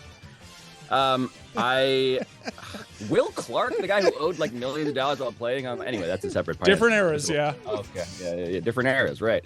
I'm gonna go. That's a fake podcast. That is a real podcast. Deuce is Wild with Eric Burns and Will Clark. I could not believe it.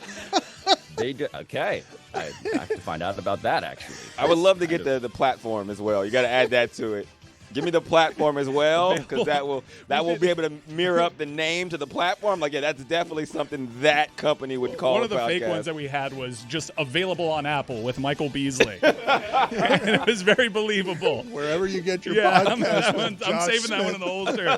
Let It Fly with Kyle Bowler. Hawk, is that a real podcast? Let It Fly with Kyle Bowler. He did throw it over a goalpost. I could do that, by the way. He was on his knee from the 50-yard line. And Billick said that that's the reason that they were going to keep winning Super Bowls, because Kyle Bowler could throw it through the goalpost from his knees. Can you imagine? From the 50-yard line. That feels believable, because players think everyone everyone knows I Let It Fly, so we're gonna name it that. I'm gonna go with fake though. That is indeed fake. Okay, I haven't seen a Cowboy podcast. Last final round here. Pablo, Hammered to Left with Lance Berkman. Hammered to Left with Lance Berkman. Houston Astro great Lance Berkman. Jesus, it's so specific. Hammered to Left could be Johnny Manziel's podcast too. Be a good one. I don't want to tell you the host I was workshopping before. I'm gonna go that is real. It's fake. I just admitted to workshopping a previous one that would have been insensitive. Berkman was a lefty. And finally, Hawk, Journeyman with Andrew Hawkins. Oh, that's a tough one. Oh, no. Terribly named podcast number one. No, not as bad as False Start. Before I give my answer, I will also say yesterday had a lot more Ebonics, because I did see the clip. Say it with your chest with John Henderson and Albert Haynes. Right? I could pick the fake every time, because I felt like you were on Rap Genius picking out podcasts. I said what I said with Rod Strickland. Yeah. I Don't start nothing, won't be nothing. 2 days ago, I think. With Horace Grant. I'm like, okay, these aren't. Hey, wait just a minute. And Chris is like, yo, that's such a good one. That is what they would call it. Watch out there now. This is a real podcast. What we would call it. It's a real podcast. Season 2 coming. We'll get back to that. Thank you for playing. Is that a real podcast or fake? Wow. Pablo Plausibly. Torre finds Plausibly. out is a real podcast that does real journalism. Don Van Natta is not someone that sports leagues want sniffing around their stuff, and Don Van Natta has now done some more reporting on Pablo Torre's report, and the ESPN headline today is sources, NFLPA, NFL agreed to keep collusion findings secret. Pablo, your initial story, while a big story, did not resonate the way that I wanted to, and Mike Florio's accusation is that the media is partnered with the NFL and either downplayed the story or ignored the story. This now makes it so that I believe this story's about to get a lot larger, at least in part, because now you've got the attention of the players saying, my union did what? So explain to me what you saw in this reporting and what it means. Yeah, so Don Van Natta is obviously one of the great investigative journalists who has ever lived, and Kalen Collar, who worked with him on this story, is also an excellent reporter. And so it has been interesting and amusing to see the floodgates open on delay. In order of the things you reference, right? Like Florio having that theory, I have a bit more of an Occam's razor theory, which is simply that people aren't exactly eager to co-sign investigative independent journalism when it also jeopardizes the places they get their sourcing from, their information, the way they eat. Maybe that's a separate but very similar way to the way that Florio put it. But the fact that Don has entered the fray has been incredibly, I would say, both predictable because the story is real and also welcome because this is what I was hoping would happen when you lay out a roadmap in a 50-minute episode around a 61-page document that had never been released before. And so when Don says, by the way, there are a couple of amazing details in this, by the way, that just make this something that obviously is enormous. One of those details is that they discovered what I had alluded to, which is that there was an actual confidentiality agreement signed between leaders of the NFL and the NFLPA to suppress the document that I published. So there's an actual binding legal document that my episode, essentially sort of like broke open because now everyone, according to this reporting, and I want to quote Don here because I just don't want to smell my own farts, quote, the confidentiality agreement kept the details of Droney's finding, that's the arbiter, his finding from the players until the Pablo Torre Finds Out podcast published the full arbitrator's report on June 24th. And then it goes on to discuss that this created a stir among the players. And to me, the next step in all of this, Dan, is like, what do the players think? What are they going to do about it? What should they think? What should they think? Well, another detail that was reported by Don that happened literally this week, I think puts to rest any ambiguity. Because the NFLPA under Lloyd Howell, the executive director, who's at the center of the story we reported, has decided 6 months after he got the ruling to appeal the ruling. So just keep in mind everything that's happening here. So they suppress the ruling. I report the ruling. There's radio silence. Don Van Natta starts calling around, and the NFLPA says, actually, we're going to appeal the ruling. There's very important things in here. It is, as possible, a clear indication that they messed this up that you could get. They are appealing the ruling that they tried to bury because they realize how bad a look it is that they never did anything with it. Well, I've got follow-up questions here, but does this tie into the NFL now wanting $12 million in lawyer damages and fees because they're appealing a ruling that they agreed to keep confidential and not appeal? Yes. So the NFL had an agreement, again, a confidential agreement that we're not going to do anything with this. It's going to be suppressed. The NFLPA suddenly now, because of this public pressure, is saying, actually, we got to do something about this. Sorry, guys. And the NFL is saying in response, well, then you owe us legal fees. $12 million because our whole deal has been shattered. Now, of course, there is fine legal print that Florio has been reporting on Pro Football Talk about whether that's actually plausible that they would get the $12 million.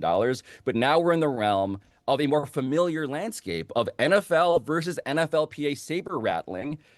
Frankly, this reporting has pushed the NFLPA to behave finally like a union again. And that is as indicting as anything you could argue that we reported at all. That's what I was saying, that I would be, if I was a member of this union, I would be unbelievably mad and asking all sorts of questions. So answer this for me, Pablo. What was the NFLPA's incentive in agreeing to keep all of that private? So in the episode, we posit a number of theories that are validated and reported. And one of them is that J.C. Tretter, who was the former president of the NFLPA as a player, who became the chief strategy officer, who handpicked Lloyd Howell to be the executive director, was caught in those documents, in the discovery, the expedited discovery, the texts, the emails, the transcripts, to be trashing Russell Wilson and to be blaming him for not getting the full guaranteed contract that the NFLPA wanted. And instead, what happened was, it was revealed that the owners were found to have been in communication with each other and with the NFL around an attempt to prevent full guarantees from being given out. But what J.C. Tretter said was used against the NFLPA in that arbitration proceeding. And so what does that mean? It means that J.C. Tretter, who has designs, we also report, to be the head of the union. And Dan, this is a job that's only been held by a handful of people, literally. It's like Gene Upshaw and D. Smith and Lloyd Howell, right? There's a short list of guys, a couple other names on there. It's a long-term forever job that J.C. Tretter wanted. He wanted to suppress this whole thing because that made him look bad. That's one part of it. The other part, this whole thing started because of the DeMaurice Smith regime, which was way more adversarial with the league. Lloyd Howell was the go-along to get-along guy, a corporate executive who was meant to be friendly, sort of restart relations with the NFL. So this was a win, in our view, in my view, in Florio's view, for the previous regime of the union, not the current one, which came in with a whole different strategy. So it wasn't a win for them. And then I think third and most generously, they thought that if we keep this quiet and we do this thing with the NFL, confidentiality agreement, of course, now known, then this is going to pay off for the union long term. The problem, of course, is that third most generous theory is also now repudiated by the fact that they just appealed the bleeping ruling.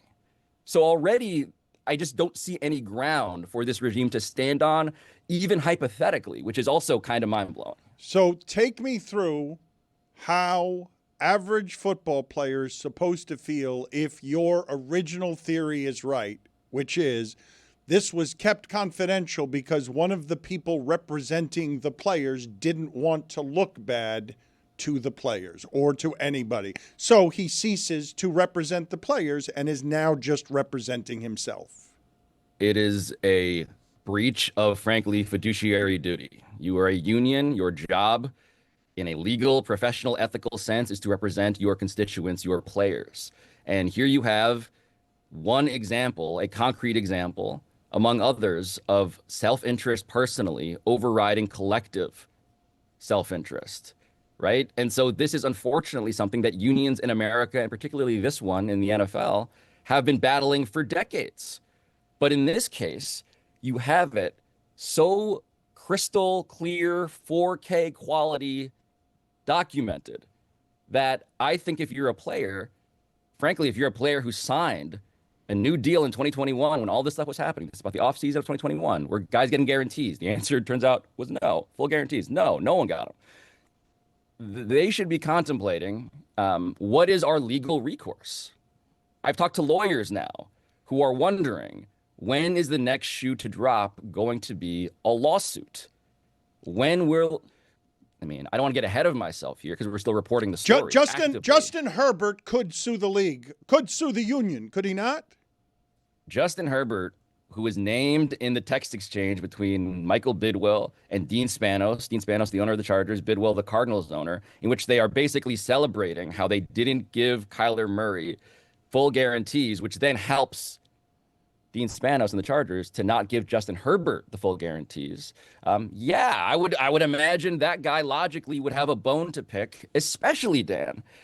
The extra layer of crazy on all of this is that those players that we've been naming, and this is Lamar Jackson, Russell Wilson, Kyler Murray, and Justin Herbert, the 4 big stars named in this thing, they were never told or shown what was in the document that was about their livelihoods until I published it.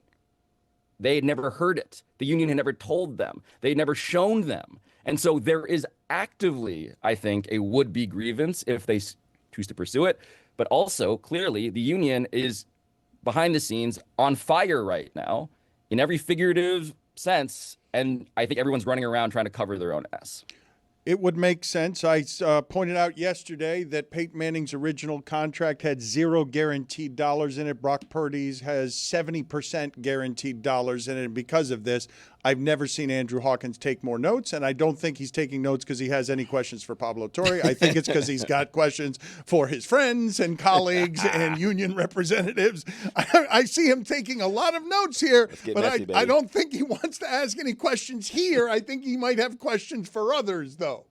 I welcome Andrew's thoughtful silence. Hawk's thoughtful note-taking silently is meaningful just because all I actually want, Dan, is for players to hear this, to see the reporting, to make a judgment for themselves. Again, I am not here to say, trust me, I got this, period. I'm saying, look at the document I published. Look at the interviews we did. Look at the reporting. Now look at Don Van Natta. Look at Kalen Collar. Look at ESPN wading into the waters. Why is this happening? Just ask yourself, why is this happening? And consider what it costs. And by the way, as I believe Hawk is aware, there is a CBA renegotiation coming up in 2030. And those things start years before, right? The setting of the table, the gaining of leverage, the angling in the public for what to do and how to win what the NFL owners are very loath to give, which is a percentage point of power, right? That process, if time keeps on wearing on here, the players are actively losing money by not dealing with this because it feels inevitable that they're going to have to. What do you believe will be the end point on this? And in your wildest dreams, the most seismic of scenarios that results from your reporting is blank? I think inevitably there'll be a change in leadership at the NFLPA.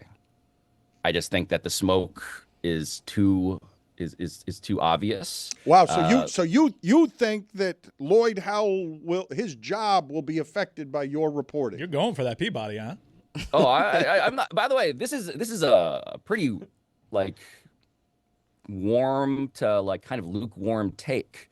I think that's obvious at this point. The Peabody? All of it. All of it.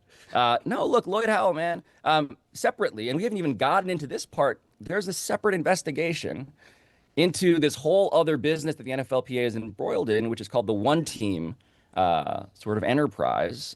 This is the Tony Clark thing with the MLBPA and all that stuff. Lloyd Howell is under FBI investigation right now for a thing that I believe is actually less interesting than what we're talking about right now. That's how this sort of was set up, that was preceding my reporting. So I think Lloyd Howell inevitably cannot sustainably be doing this job. I think that J.C. Tretter, who would have been the successor, by the way, in a very interesting sequence of events, right? Lloyd Howell has to be ousted. Who is the interim executive director? The logical successor might be the guy who installed Lloyd Howell with the title that had never before existed in the union of Chief Strategy Officer, who's kind of the guy who's been sliding in the background, but we named it in our reporting. J.C. Tretter, former Cleveland Browns center, right? That guy, the question is, would the players install him if they see everything that we have reported? And if it's not him, then the question is, who then next? And simultaneous to all of that is the fact that this 61-page document has the NFL owner's nightmare, right? 8 owners, discovery, texts, emails, transcript, Roger Goodell caught on emails with his chief, by the way, his chief lawyer. Then, I will say this without too much of a spiking of the football here, who then later, if you look at the timeline, resigned from his job. This is Jeff Pash, the general counsel, the famous general counsel for the NFL, stepped down, resigned. After, internally, we know this arbitration ruling proceeding was happening in which he was caught on email with Roger Goodell, effectively doing the thing that gave the union the ammo, should they choose to use it, to get leverage against the NFL. Dan, this is, I mean, when I say that this goes all the way to the top, I mean the NFL itself. When I kind of tongue-in-cheekly observed when I was with you last time, the NFL is monitoring the coverage of this story, what I say about this stuff. That is not abstract. I can tell you without being too smelling my own farts about this. The stuff I've reported has been consumed by senior vice presidents in the league office dozens upon dozens of times. I'm talking about refreshes. I'm talking about links being sent. I'm talking about conversations behind the scenes.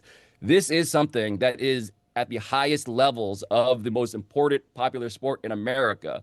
And now we're seeing it on delay 15 days later. All of it is leaking out. Did you answer my question about what the most seismic of the scenarios are? Because you're saying it's pretty, you're saying just their leadership being blown out at the union. You're assuming that that's going to be so. So in the wildest of circumstances where this story catches fire and all league partners are forced to report on it, what is the most seismic of hypothetical results here? I will phrase it more journalistically responsibly, but if I was running the union and I got this ruling in which Roger Goodell was caught saying this stuff in coordination with the owners, the 8 owners who were named in this and others, one might presume, I would be calling for Roger Goodell's job. Now, will that happen in real time? I doubt that, but that is actively what the leverage that the union might have had here is. They could have gone to Capitol Hill. They could have called for hearings. They could have made an enormous public display of look at what we're dealing with heading into our next CBA, is that the leadership of the NFL itself is doing this stuff. And so I'm not predicting. I'm merely saying that this is actually concretely in the document part of the conversation. Wow. Pablo, first of all, you speak English beautifully. Where'd you learn that? I got people in this room that can't speak English as well as you can. Secondly, I'm kind of disgusted at our recent text exchanges, which is just us bartering. You ask me for contacts to help you find stuff out, and I'm just constantly pitching you stuff to find out. So I'm curious, like, a lot of your friendships have devolved into people just treating you like ChatGPT, right? And say, hey, find out about this, right? Yeah, I mean, here's the thing. I did an episode. The episode I loved, by the way, that we just did on Tuesday was about competitive bird watching. And I think it's one of our greatest episodes you've ever done. And nobody gives a shit. And so I am. That's true. I skipped that one. What? I skipped it. Oh my God. It's so good. No, make me care about bird watching. It has blowjobs, jizz, banging. It has a chase for 10,000 birds with a guy holding a Wilt Chamberlain like sign that says 10,000 on it in a jungle. It has, and that's all just a text message exchange between Pablo and Mike. That's, yeah. We didn't even get into the bird watching yet. It's so good in a real way, but no one cares. And so I've been on Twitter bartering, to Mike's point, and I'm like saying, everyone's saying, can you investigate Jeffrey Epstein? And I'm like, what about these birds though? and so I've said, if everybody watches the bird watching episode on YouTube, I will investigate Jeffrey Epstein. If that's what it takes. To the roof. If that's what it takes. What does everybody mean? Earth? If everyone on Earth watches it? 7.6 billion listens later. That could be someone else's beat. Find out about the Chris Paul Lakers trade. No, basketball reasons. Yeah, I've been looking into that one. I've been sniffing around that one. But the birds, we're talking about a scandal. Man. 10,000 birds. As a hawk, I'm interested. Absolutely. We don't want to talk about your bird watching episode. Pablo Torre finds out, though, if you want more information about all of his curiosities, it is exceptionally popular. Thank you, Pablo. Good seeing you. Good talking to you. Take care. Thank you, guys. And Mike, I'll text you later. What do you guys think about Deion Sanders saying that college football needs a salary cap? I mean, it is kind of heading that way. Curious, like, I'm a little worried about Deion, to be honest. He stepped away for a little bit this offseason for health reasons, and I saw Big 12 Media Day, and he was, like, drenched in sweat while no one else on the dais was.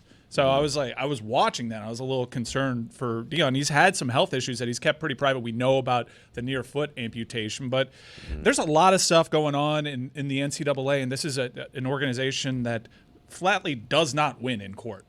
Does not win, which is why they've pivoted to Supreme Court senators. Just give us full autonomy because we're not going to win. And even now it's being challenged. I know Castellanos has challenged something. The NCAA doesn't know how to read a room. That's never been their strength. This week, the expectation is this week or next that they're going to come down with an announcement in all likelihood to expand March Madness to 70-plus teams. No one wants this. No one wants this. The only people that want this are the power conferences so they can make more money. At what point do you continue alienating your audience? No one even likes the expanded field right now. First four, not something that is hugely interesting. It's one of the few things that they got right in terms of like the perfect number. I'm really curious to see when they do get granted this, because in hiring Charlie Baker, they knew exactly what they were going to do. They were going to back channel and politic their way to a win. And it's not even like they're doing the work. In fact, their most recent plan is we'll let the big conferences self-govern. Huh? You're going to let the Big Ten and SEC make the rules for the Big Ten and the SEC while you just collect the money because you organize all the non-revenue sports? Yes is the answer to your question. Greed is going to win at every turn. There is no amount of dilution that will get in the way of the greed. They will continue to be greedy at every turn, grab as much as they can, and it will be several times beyond where the complaints are on all the dilution before they stop being people who just chase the money and the greed. They are not going to show moderation. They are not going to cut any of these things back. As long as the television dollars keep increasing, they will continue to dilute product long past the complaints about diluted product. So you salary cap, conceivably, you salary cap, does that cap a player's ability to make income on their name, image, and likeness outside of the cap? Mm-hmm. You can have an endorsement deal. I know that Jeremiah Smith just signed an endorsement deal with Adidas. Does that count for the cap? I know that the school's going to have the rev share, but as we've even seen with executive orders, these things are going to get challenged. Even their autonomy is going to get challenged. And if I may, this is a bipartisan issue. Hate for the NCAA reaches across the aisle. There are plenty of conservative judges that have ruled against the NCAA, more so even than the progressive ones. So I don't really know how this is going to work for the NCAA, but what confounds me, Dan, is the supreme confidence and assertion that we're just headed here. It's going to be rev share. There's going to be some sort of cap. We'll figure out what we do with the non-revenue sports. There'll be kickbacks along the way. There's going to be an NIL clearinghouse. The conferences are going to govern themselves. This machine keeps moving. And if there's ever been a time for college athletics to be paused, for everybody to figure this bleep out, it's right now. The tough part is it seems like the silent fight is that you're trying to keep the players from being employees. And that is pretty much the thing that is going to continue to expand all the things that Deion and everyone's complaints are about. They have too much power. There's too much money. It just keeps going up. We need a cap. It's because they're going to do everything in their power not to call them employees. Right now, they are essentially 1099s, contractors, year-to-year basis, which should prevent multi-year contracts, which should prevent them telling you, quote-unquote, how to do the services you're being paid for.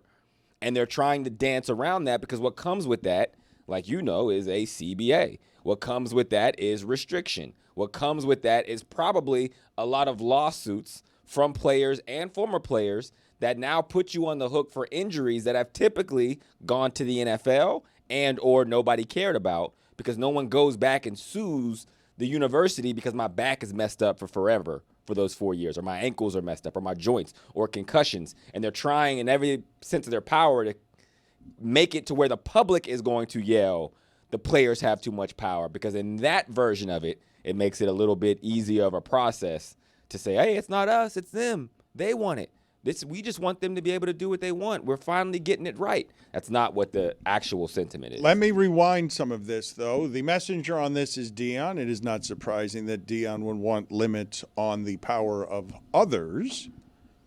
Deion is about Deion at every turn, and Colorado cannot compete with Texas and Ohio State when it comes to money. So Deion wants a cap. More interesting to me is the idea of a cap in general. Fans love a cap. Athletes would have no reason to love a cap. The baseball salaries are what they are, at least in part because there's not a cap, because the owners can't control themselves and they need a salary cap to control themselves, because you see what happens when they collude and can't control themselves. Deshaun Watson gets guaranteed money because someone's desperate for a quarterback, and then all of a sudden you get everything we've been talking about today. I don't think there should be salary caps. I understand why there are salary caps. The reason? The owners cannot control themselves. If Jerry Jones needs a quarterback, he's going to outspend everyone else for a quarterback if you don't have a salary cap. And that's the reason it exists. It's not for fairness. It's not for any other reason other than the owners want fixed costs. Like, you don't understand the government advantages that these leagues have with their monopolies when they can sit there and limit capitalism. They can limit that these people who are more valuable than the average person can have fixed costs in a draft and not have choices about where they work when they have more choices than the average employee anywhere in employment under normal circumstances that don't have limits. But so that you understand why the salary cap exists, it's twofold.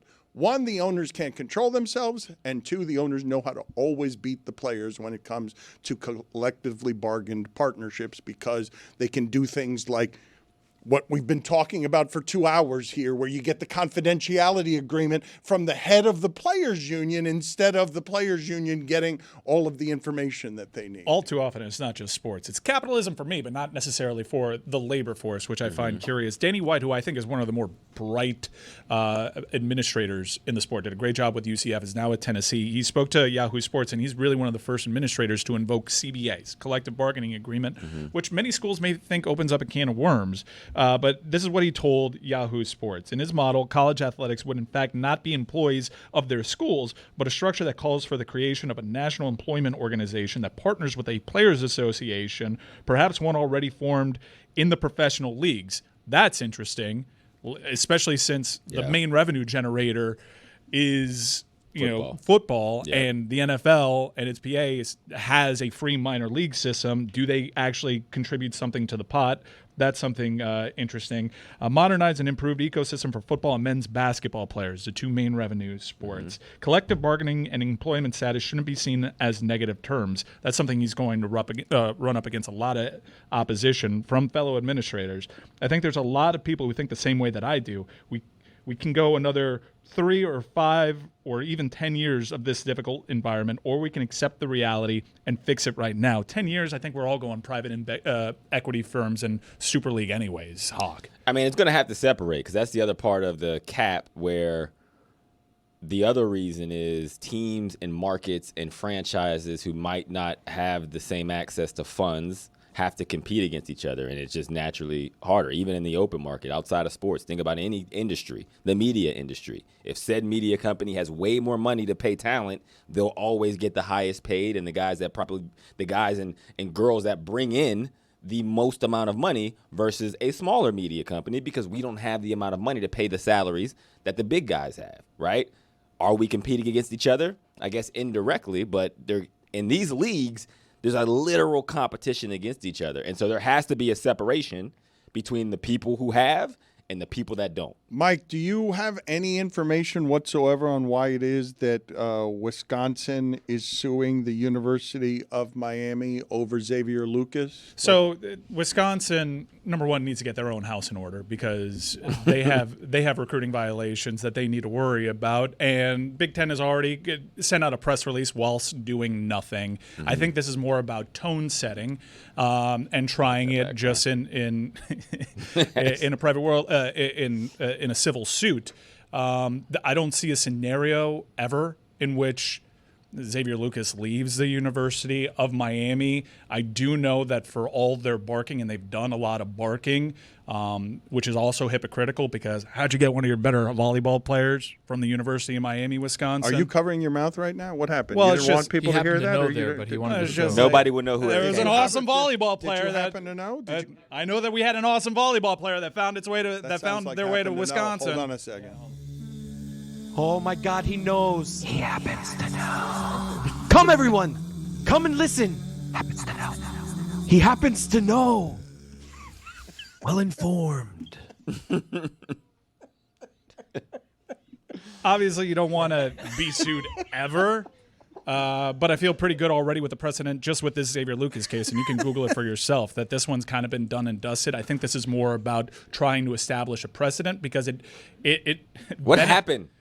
What happened is, the argument is Wisconsin argues that they had a contract with the player that out of the other side of their mouth says, we don't have contracts with our players because they're not employees. It's weird because you're trying to enforce language that goes against your greater argument. Right. He happens to know. They want these things to be totally binding. Right.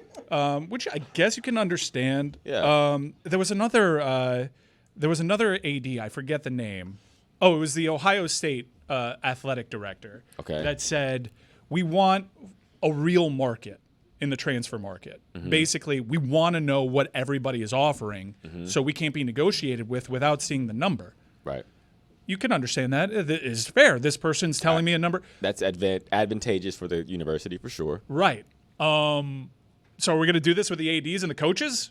Have some sort of portal where we see exactly what the offer is from another school? Or are we going to ruin what is a negotiation tactic across America? Do you mind Again, pausing? 2 rules. Do you mind pausing just so that Roy has enough room to do that? Oh my God, he knows. Can you just leave occasional pauses around the happens to know so that Roy can keep hearing something that appears to be tickling Tony? Like every time Tony. Oh my God, he knows. Well, the thing that I'm noticing every time is that Chris did that in his kitchen while not trying to not be heard by his wife, who he didn't. The raw cut of that file. I should grab that. The reason I'm laughing every time is that Roy plays it, and I'm imagining Chris bent over like behind the door under the sink, trying to hide the echoing of his voice from his wife. So wise. Basically, what Wisconsin is trying to argue is if you have some kind of NIL deal, which also blows up their pay-for-play rules because you're not technically supposed to have these things. If you have a deal with us, you shouldn't be allowed to change your mind and say, not for me, I want to go elsewhere. You can't break this. But they're also not employees. They're trying to enforce employee rules for people that aren't actually got a employed. 1099 contract. Exactly. Yeah. Come, everyone. Come and listen. He was in his kitchen on his hands and knees. He could smell the dish rag hiding from his wife. He happens to know? Great Scott, he happens to know. He happens to know. Gather, everyone. Get the children. He happens to know. So wise. Do I have anyone in our group tonight who is going to make appointment television out of Bronny and Cooper Flagg making a Summer League appearance against each other? Am I intriguing any of you? It seems I'm getting some faces that have that they're sort of like Andrew Hawkins at the line of scrimmage running a route that is shoulders and hands moving, but I can't tell. You guys aren't really in on this. You're sort of you're sniffing something and it looks like you're smelling something bad. I'm trying to scan what other sporting options there are at that time, and it's kind of slim, so I might throw that up on a second or third screen while I go on with my life with the main. But yeah, the Club World Cup is down to the final. You don't have nighttime soccer games going on right now. Wimbledon happens during the day.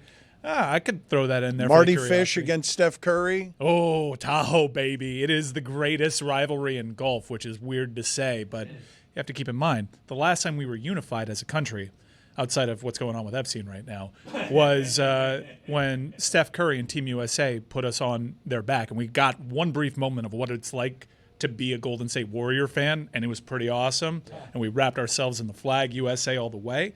But because Steph Curry was a national hero last summer, that took him away from Tahoe.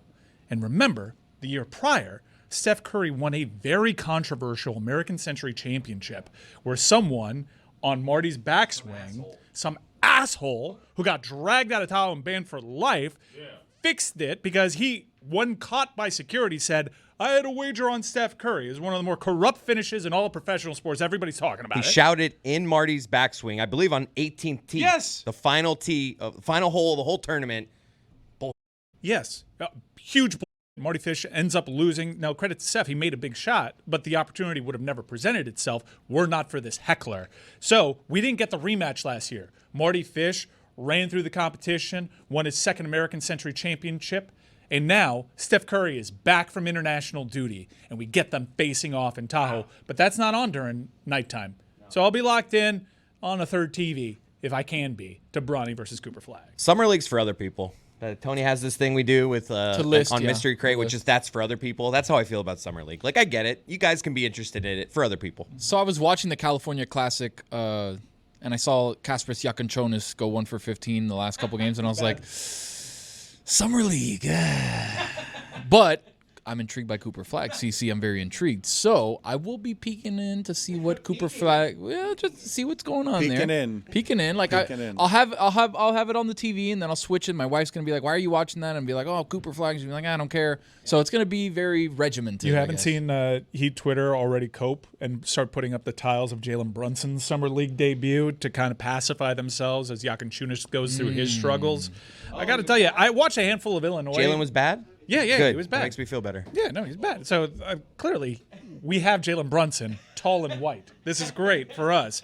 I did watch a handful of Illinois games, and when I did, he was impressive. But I did not know the stat about how often he would have more turnovers than points. That seems to be bad. And that seems to be, like, don't get you in the league. You're not going to get playing time your rookie season if you can't keep giving up pick sixes. That's for sure. But you can see some glimpses of in those games in Illinois because he hasn't proved it in the Summer League. But you see some glimpses of some really good play as a point guard, which the Heat desperately need. You watched a handful of Illinois games, huh? I mean, a point guard's supposed to keep the ball, though. Yeah. You're not supposed to give it to the other team. You're supposed to give it to your guys. He's got 12 turnovers. He's 0 for 11 from 3. If you want some more Tony, you will get some more Tony at the end of this hour. Another Tony tonight. I want you to get over to the Freedom Tower here, Tony. They're reopening it here next door. Ooh. My father, that's how he got into this country, by going to the Freedom Tower. I want you to do a report here during Tony Tonight of some of the things that you find all over Miami. What is this week's nomination from you? What are you going to check out? I think I'm checking out Ball and Chain on Calle Ocho. You think you are? Very exciting. Ball and Chain on Calle Ocho, which it's an I think is not a ringing endorsement for the situation. But well, Dan, I've been all over the city. I mean, obviously you guys know. City Commissioner Joe Carollo tried to famously shut it down with a bunch of Cuban state militia tactics.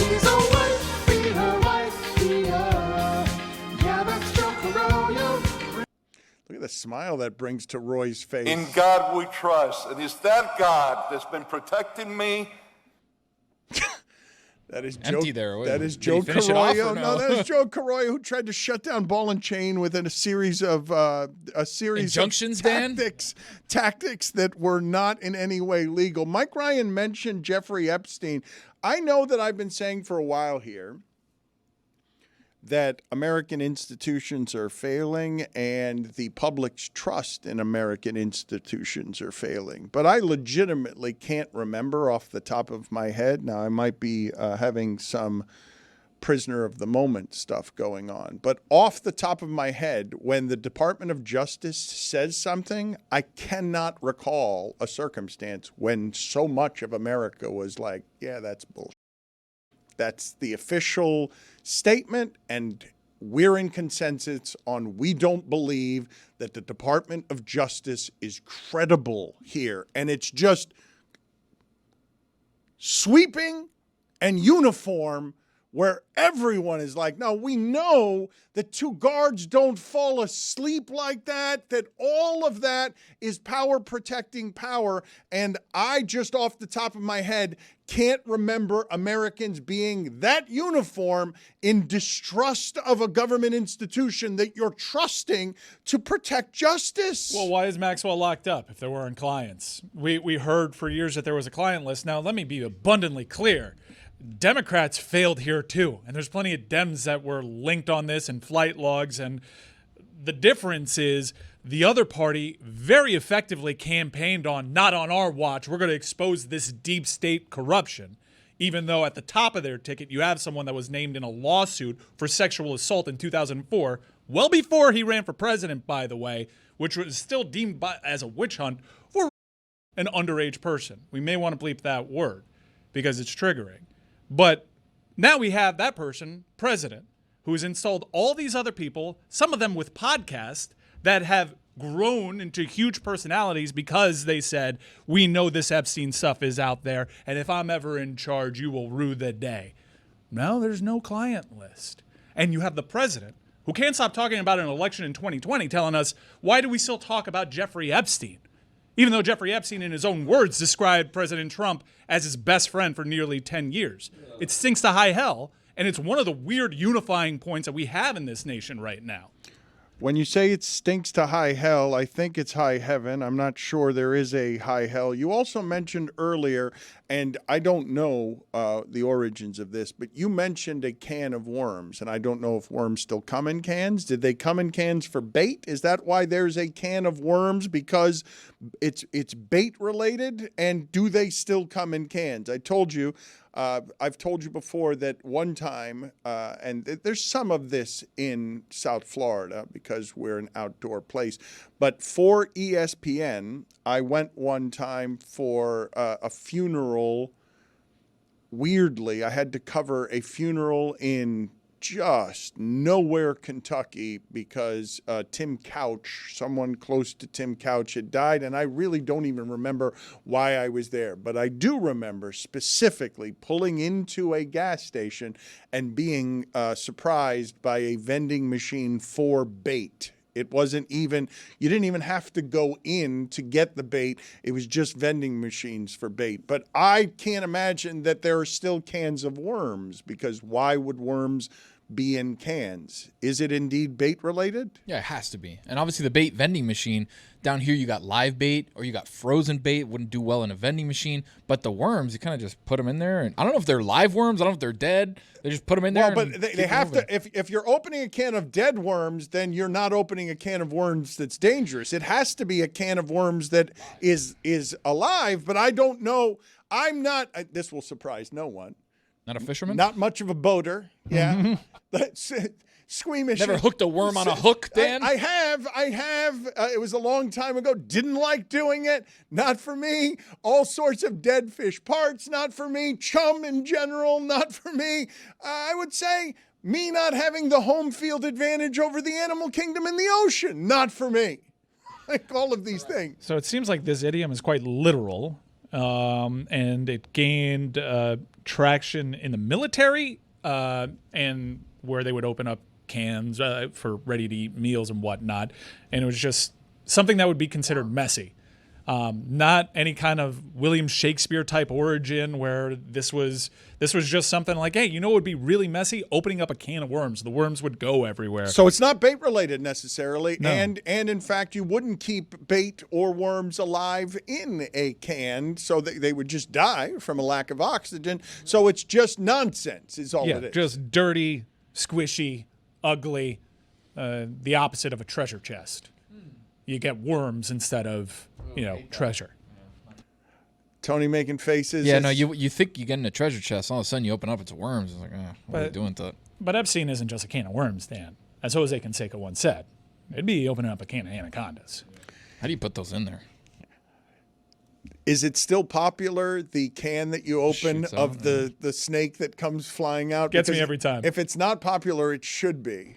Going back to Tony Tonight's Cazalo Truco, we had the gentleman there, Manolo, I think his name was. I don't remember. Of course, he opened it's a up. safe bet. He opened up a can and then bam, a snake came out. Manolo or Armando, uno de los dos. Yeah. I Amandito. I hope you get into the history of ball and chain. Very proud jazz history. A lot of all-time greats. Chet Baker played shows over there. Really illustrious history there. Beautiful band shell in the back too. A lot of Latin flavor there. How many years old? Do you know exactly ball and chain? Because it does have a lot of history. Gaiocho obviously has a lot of history. Tony's showing you a lot of history with everything that he does with Tony tonight, and gets into some of the strange and unusual and historic places all over South Florida. But I believe ball and chain has been around for a ton of time. I don't think, and it was before Gaiocho. Gaiocho, for those of you who do not know, my grandparents lived near Gaiocho and were able to live in this country without speaking English, without ever learning English, because they lived near Gaiocho. Little Havana. And it is so Hispanic over there that you can actually get away with not speaking any English. 1935 is when Ball and Chain Saloon opened its doors.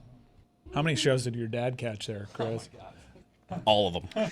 I'm glad that you brought Chris into the proceedings because I've been negligent since the draft at not making reference to the fact that Chris Cody, in a way that surprised me a little bit, found himself with a connection point to a 7'1" Chinese basketball player named Yang Hansen, who was drafted, I believe, by Portland in the middle of the first round. And what was your connection point with Yang Hansen, Chris? I just heard him ask the question about just what are you into? What are your hobbies? And I was just like, I am him. He is me. Let's play it. What are some of your interests, and what do you think you'd be doing if you weren't playing basketball? Sometimes I sleep, all time sleep, and I like play PS5, and I like eat. Sleep, PS5, eat. I mean, Kawhi Leonard type laugh too. There was some good laughter in there. Him struggling through a second language made me think of something that Chris Cody said the other day, because we were wondering why it is that in hockey you get your core stay together more often, whether it's Dallas or the Panthers, with a bunch of guys who end up taking discounts because they really enjoy each other's company, and they do seem to love each other. Their families seem to love each other. And we were talking about why it is in basketball, for example, over the last 15 years that the super teams haven't been able to stay together, or the friends haven't been able to stay together.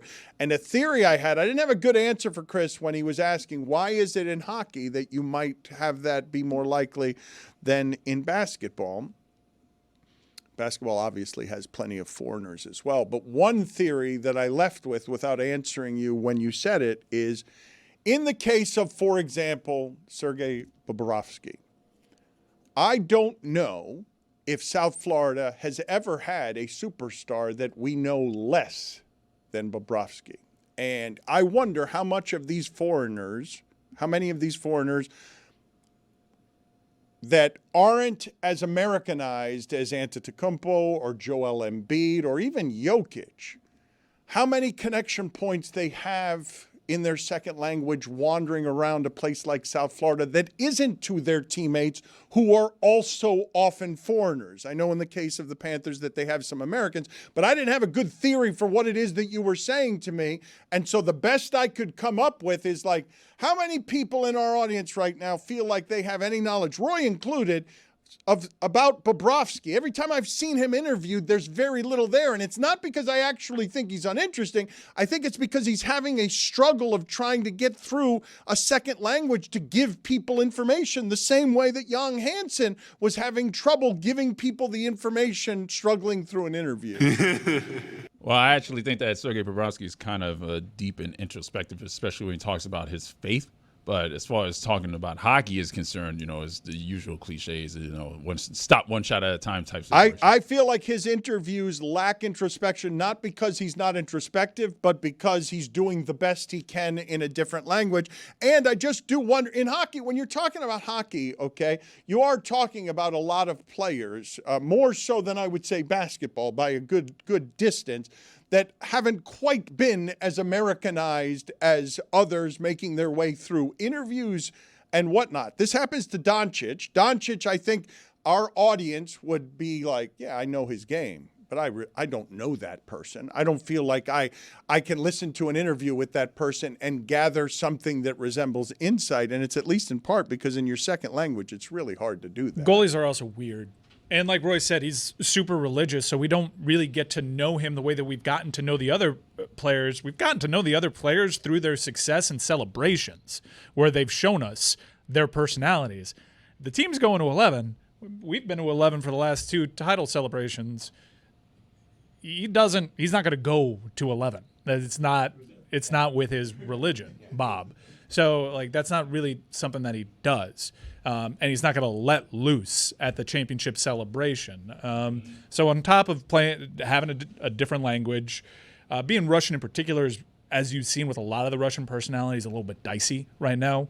All of them have kind of agreed we're going to keep a low profile because we don't want to be asked about what's going on in the world. The fact that he's religious. There's a lot of things going on with Bob, and also he's just a different cat. You mentioned that we get to know them through the parties and the celebrations. Did you guys have any thoughts on Sam Bennett's wedding introduction? Can we get that?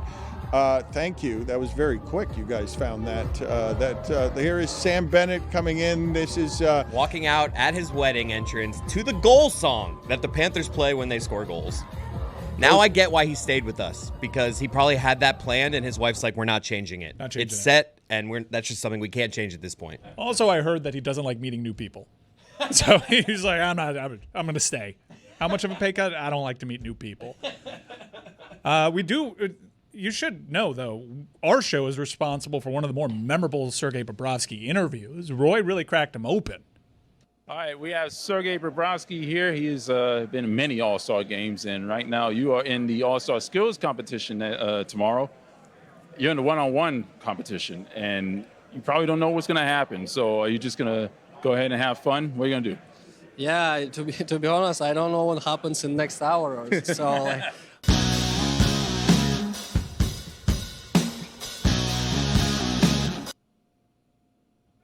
like an egg. That guitar riff that came back from Canada with Roy and was the star of that particular piece is something that brings us vastly more joy than Mike's satanic music in the morning.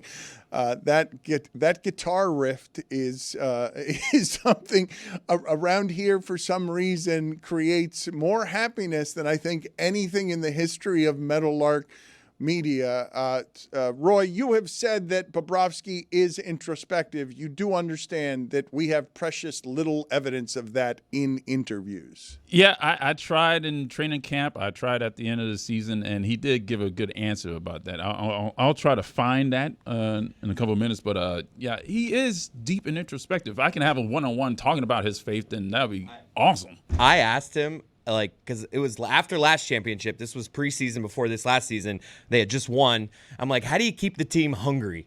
And I did this just a ridiculous question of what's the way to keep a team hungry? What are we putting? What are we eating? And he just was like, we're going to try hard this season. He just ignored my question and was just like, I'm not answering that ridiculous thing you just said. I'm just going to give you a cliche. I will say among the things that is hardest in a second language, I know this because Spanish is my second language, is to be funny in that second language. And sarcasm will be lost in that second language. And tone, confidence will be lost in that second language. But the guitar riff is something that can support you and make you feel stronger when an interview is not exactly blossoming.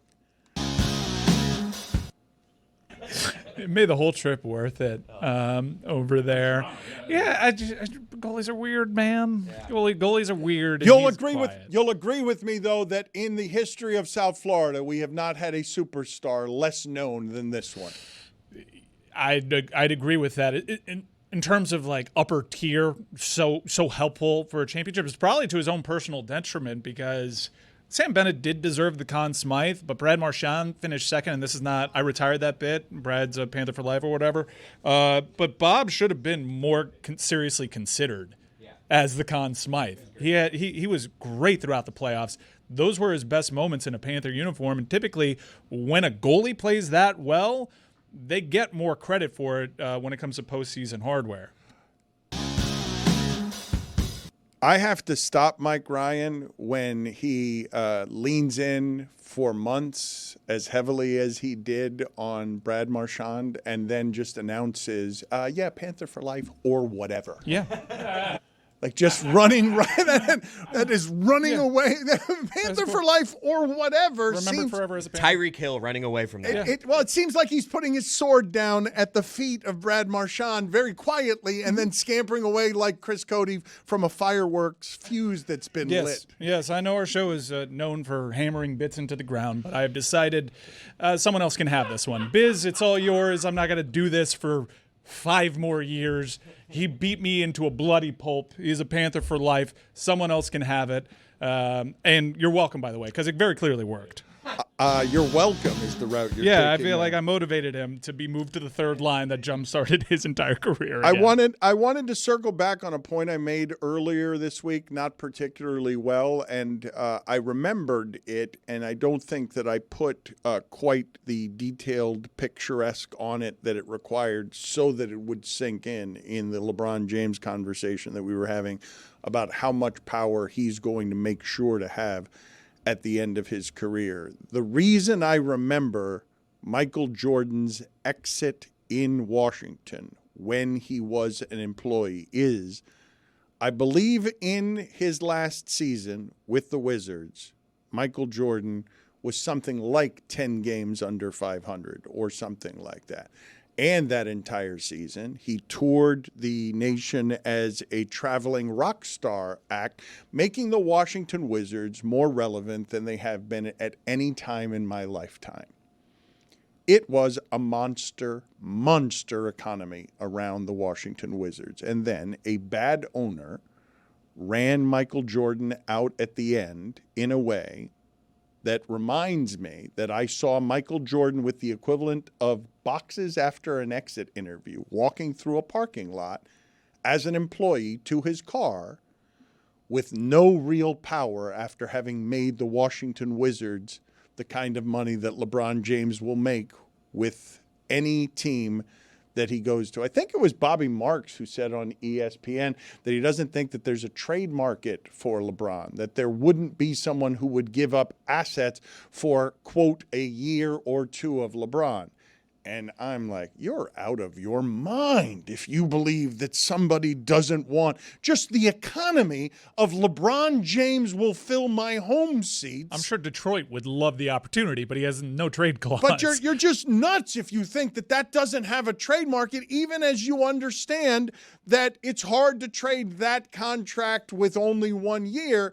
He would absolutely have a trade market, but because of the contractual language and because of the people who run his career, what I'm telling you is there will be no circumstance in which LeBron James has the equivalent of walking to his car with boxes as an employee after an exit interview with a terrible owner in Abe Pollin who still has the power at the end of his career. If you're not taking any inventory of what's happened over the last 15 years this week of LeBron James's move, take inventory of it from there. He will not be just a sneaker salesman, and he will not just be an employee. He's been planning his ownership path while he plays, and at the end of his career, under whatever the circumstances are, because of the economy that he brings wherever it is that he goes, LeBron James will not punctuate his career as impotently, his playing career as impotently as Michael Jordan did, because I was made sad by the injustice in that. Remember, Chris, that you were mentioning, I think earlier this week, somebody was mentioning the idea of Tim Tebow. Imagine the amount of NIL money he would have been worth at Florida, given how much money he made for Florida.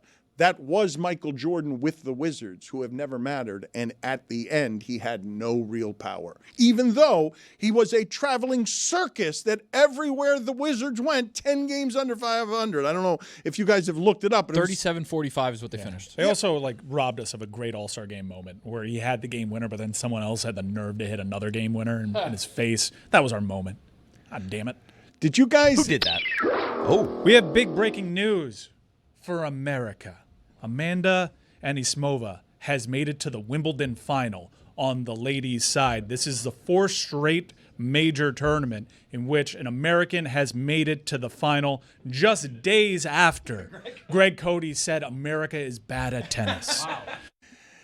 You've been wanting to rip him for that all week. It's an odd time by my dad. Yeah. Weird timing. This is the best run outside of Serena that the ladies have had. We have more men in the top 10 that we've had since 2006. Strange timing from one Greg Cody. By the way, Anisimova, really cool story. Took 2023 off.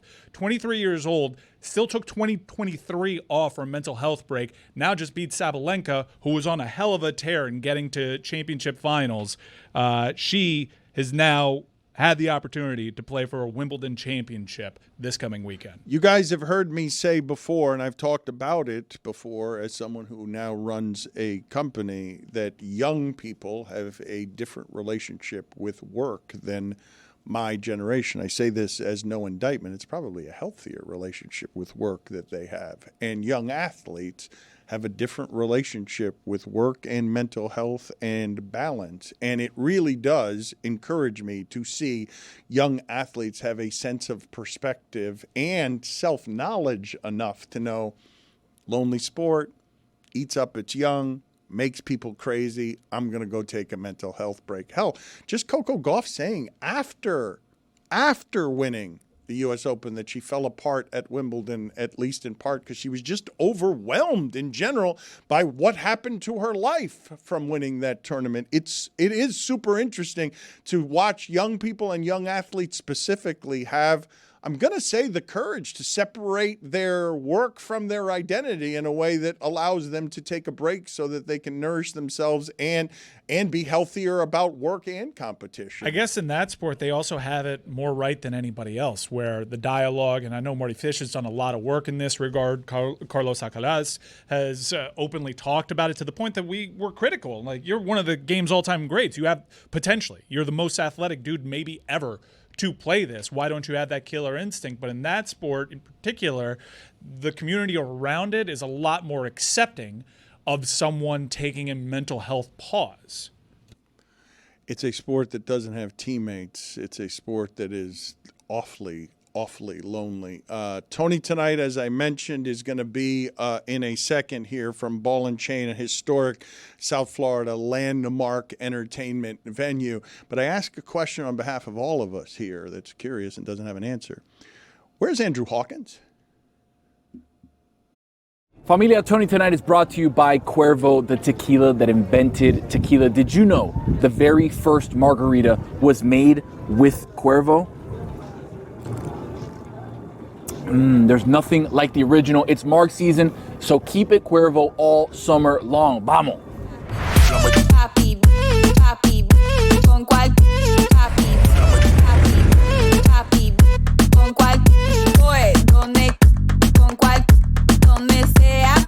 Estamos aquí en la calle 8 at Ball and Chain in Little Havana on calle 8. This is my buddy Luis, el primo mío Luis. How you doing? The one and only. Ball and Chain is a super cool, authentic Cuban spot that not only tourists go to, there's a flock of tourists all the way out here, and it's raining, by the way. That's Miami. Miami, it rains every 20 minutes. In 20 minutes, it'll be sunny. We'll be fine. The tourists are out here. The real Miamians are out here. This is a place that everybody goes to. Why? Because it's authentic. We're inside of a pineapple right now. If you can kind of go around here, we're in the middle of a pineapple.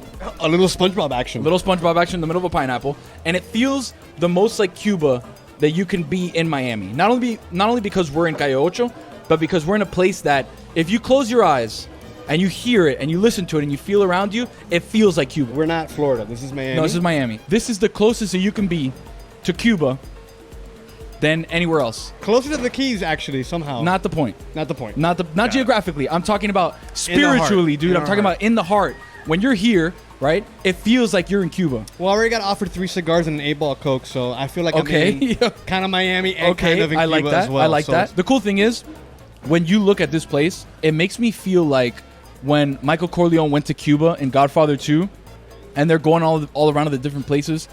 It makes me feel like that because I've been back here when there's been a Cuban big band playing, there's been Afro-Cuban musicians that come, and you just sit out here, you're having un trago, you're just chilling. And to me, that's what I feel like my ancestors, both of my grandfathers that came from Cuba, that's what they wanted me to experience, that we didn't have the option to experience because of, communism, tyrants. Communism. I was wondering why you chose to laugh there. Because I just hear we're not going to acknowledge them, but we're going to have why to do we have dancers here? I love it. It's electric. I love it. I love all of it. Are you distracted by that? I'm super distracted. Her hips are definitely not lying at all. How many of these have you had really? There's 6'1", 6'7", I don't know. You know what would be even better than just having random people dance behind us? Very happy, by the way, to be dancing. Besides una Cuba Libre, un mojito is if we had un tabacón and guayabera. Right now, we're not dressed appropriately. Right now, you're wearing a black shirt. I'm wearing a black shirt. I can literally snap my fingers and we'll have everything immediately. Do you want that option? Yeah, I didn't even know that was possible. 3, 2, 1.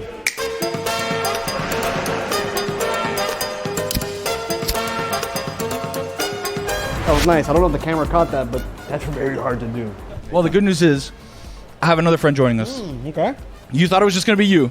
I have more friends than just you. Look at you celebrating with a cigar, un tabaco. I'll tell you what, brother. My ancestors didn't swim here for nothing. That's right. I'm going to enjoy un tabagation. Right. With your guayabera, by the way. Oh, yeah, official. Ball and chain. 7 buttons down, papito. All right, Lewis, as you thought you were my only friend, we bring in Josephine Phoenix here. Also my friend, local Miami singer, dancer, actress, comedian. She's been making us laugh all day right here. Hello, everybody.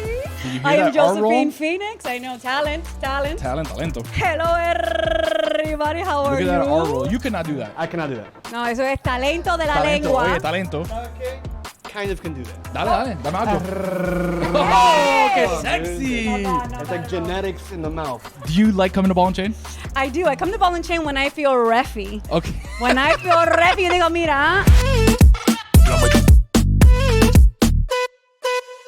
Okay, hold on. We need to explain to people what that means. What refy means. Because us Miamians know what that means. It connects with us because we know people that are like that. Or we have a gene inside of us that makes us feel like that once in a while.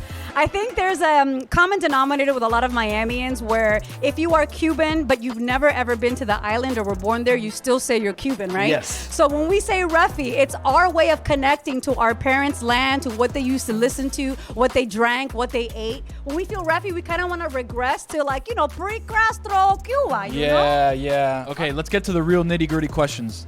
Buena Vista Social Club or Celia Cruz? Alabao! What are you talking about? Chan-chan. Cuidado. There's only one answer. I don't live in an or world, bro. I live in an and world. No, it's not an and Celia world. Cruz and Buena Vista. No. There is not just one answer. There's you have one a answer, chan-chan. Look, Celia Cruz, I get it. I'm going to go for the underdog, Chan Chan.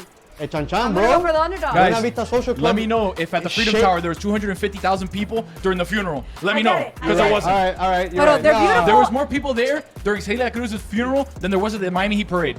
It wasn't their fault. They were living inside of communism in Cuba. It was not their fault that everyone did not know and wasn't empapado with their talent, okay? Celia Cruz was our Princess Diana.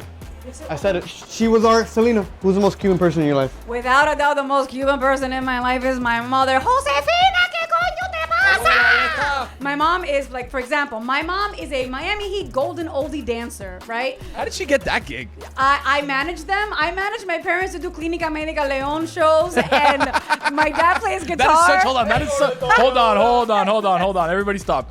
What you just said was such a Miami thing that flew by people's heads so fast that I have to stop and ask the same thing. León Medical Center is a medical center for old people to go, make sure Senior they get checked citizens, out, right. hang out, because the hangout It's spot. a community place, They take buses, you see León Medical Center buses all over the place, usually stopping at railroads, and we run right by them. So your parents do TV for León Medical Center? Music. My mom has done a couple of commercials, but they do music. So my mom was dancing there. I manage them. They do shows. But then she's also a dancer. She used to date Julio Iglesias. Wow. She was like friends with Celia Cruz. And then I told her, Miami's having an audition. You should dance. She went. She got chosen. She's been with them for about 5 years. And now she says, every audition I go to, I get picked. And you still living in my house. Excuse me, la estrella, the star here is me. I'm over here on your show, everybody, trying to get a drink because no one gives me a drink here. Right? And she's performing for 20,000 people. Yeah. You know? That's what happened. But she's very Cuban. Yes. Oye, por fin, llegó el trago. I need to drink. Come on. That was our bad. We're about 2 minutes away from losing Lewis for the night. Yo estoy volado, serio. Yo estoy volado, serio. I can tell. Yeah. I can tell. Tell- Okay, tell let's us get to mine. the more important questions here. Important questions. In the Cuban culture, there's a lot of ways to say a lot of things. Uh-huh. And one of the things that me and my friend group at work, we talk about, are you a culo person or a nalga person? Because there's a very different connotation for each, but they both mean the same thing. Butt, ass, whatever. Do you mean by the way we say it? Is that what you mean? When you have to say culo or nalga, What do you say? Did you say culo, bro? Culo. Culo. Who says nalga? Do you know anyone that says nalga? My I feel like abuela- old people. older people say nalga. Out of nalga respect. because Culo is a very crude way to say it. And if you have a very respectful grandparent, Fondillo. Yeah, fondillo. Right? Or if they're little kids, you say nalguitas. Y esas Fondillito. nalguitas? Yeah. Fondillito is another big one. Fondillito Nice. Like for for like my a little kids. kid. Yeah. Right, like your daughter would be Fondillito. Bueno, Josephine, thank you for hanging out with us. You've been amazing. You've been a breath of fresh air. You're the real Miami. That's Tell why me we more. brought you Tell here. me more. Don't stop. No, I that's it. love That's it. all I have. Oh, man. No, you guys have such a great welcoming energy about you guys. Thank you. really invite the space for people to be themselves, authentic, altruistic, and that's a special energy you guys have. So I really appreciate it. That's the Miami energy, though. It That's is. what we try to It bring is. is family, is, good vibes. That's what we are here, Yeah, man. yeah, authenticity at its Familia. finest, I've said. Te quiero, te adoro y te llevo los toros. Dale. Hey. Mi gente, thank you for watching Tony Tonight.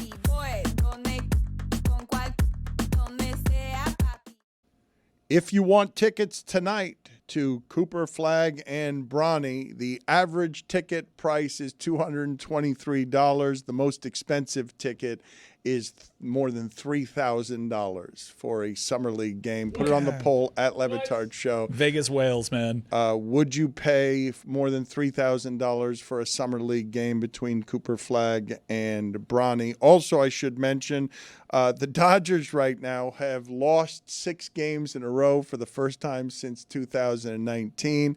They've scored only 5 runs in the last 42 innings. Their minus 34 run differential is the worst in a 6-game span for the Dodgers since 1958. Their first season. That is just sports. First That's when season. the NBA was just filled with Cooper Flags. The Dodgers payroll is $337 million. Long season, Dano. As soon as they get to get LA. back together, don't worry about it.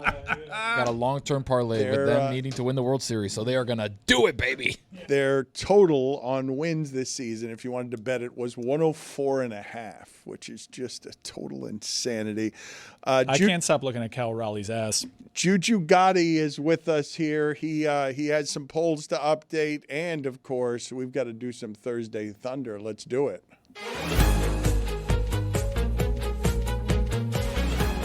All right, Thursday Thunder is presented by DraftKings. DraftKings, the crown is yours. Go ahead, Juju. Yes, sir. We are back. We are back. Thursday Thunder went another 2 for 3 last time, but this time we are gonna right the ship, baby. And I'm gonna keep it very mystical tonight, if you know what I mean. First leg, I'm going with my sister, All-Star Reserve, Sonia Citron, for over 13.5 points tonight. Shake it fast. Whoa, not that mystical. Oh, my bad. No, Watch yourself. Yeah, do a Google. Second leg. Right. Second leg, I'm staying with the Mystics, and I'm going with my sister Shakira Austin for over 12 points tonight. And the last leg, I'm sticking with the Mystics. The Mystics with my sister Kiki, All-Star Reserve as well, Ariafin for over 7.5 rebounds tonight. Lock 'em in. Balk. Let's before we get to the poll updates, Juju, surely in your wheelhouse of sitcom hoopers, you have some opinions on what it is that we were talking about, whether television does basketball, baseball, or football the worst when you check in with your local sitcom. Yes. So it inspired me to make a top 5 worst sitcom hoopers of all time list. Wow, this is very exciting. Any OLI, or are we going straight to number 5? OLI, AC Slater in the wheelchair basketball game against the wheelchair people and Saved by the Bell. Terrible. Number 5, Uncle Jesse from Full House. Not good. Very not good. Number 4, Brick from Malcolm in the Middle. Ass. Number 3, Anthony Anderson from the TV show Hang Time. Hang time, running together. Hang time, putting it on the line. Yep. Number 2, Carlton Banks from The Fresh Prince of Bel-Air. Had to be said. You got one worse than that? Oh, yeah. Number 1, Stanley from The Office. Oh, that was terrible. Right. I also got a quick top 5 sitcom hoopers as well, just to even out the Good. ship. So good hoopers. You have recorded knowledge of good hoopers in sitcoms. Oh, yeah. I All got right. a couple of them. All right, let's see. OLI? Queen Latifah from Living Single. She had a famous rip on Sean Kemp also in the MTV Rock and Jock game. Still going viral to this day. Number 5, Mark Cooper from Hanging with Mr. Cooper. Number 4, Lucas Scott from One Tree Hill. I see your secret sauce. Number 3, Marlon Wayans. He got something going on in there. I saw it. Number 2, the Fresh Prince of Bel-Air, Will Smith. And the number 1 hooper of all time from sitcoms, Stephen Q. Urkel. That's damn good. Yeah, Halliburton. He became a meme. Halliburton's game, patterned after Steve Urkel. It is a good list that he just put together, as opposed to that top 10 list that he gave us of July 4th movies that included Terminator 2. One of the greatest bullshit lists ever made around here. What was the reasoning behind that? Juju was it just a summer just a good movie. Just a good movie. It was his favorite movies to watch on July 4th, and then it was nothing to do with July 4th movies. He threw Independence Day in there, that kind of thing. but none of the other movies had anything to do with July 4th. I think we need to honor this a little better. Let's do something totally different here. Let's put together a Mount Rushmore list of July 4th movies. Yeah, this is a pure cut. We're going top of the line Mount Rushmore. The aforementioned Independence Day, marketed as ID4, one of the great speeches in movie history, replicated by one Chris Cody. Independence Day, absolutely on the Mount Rushmore of movies that center around the 4th of July holiday. Right. Yeah. Mount Rushmore. It's not a top 5. What are we doing? I can't do any kind of countdown without the fanfare. All right, fine. I feel like I'm twisting in the wind without it here, Roy. All right, fine. I got you.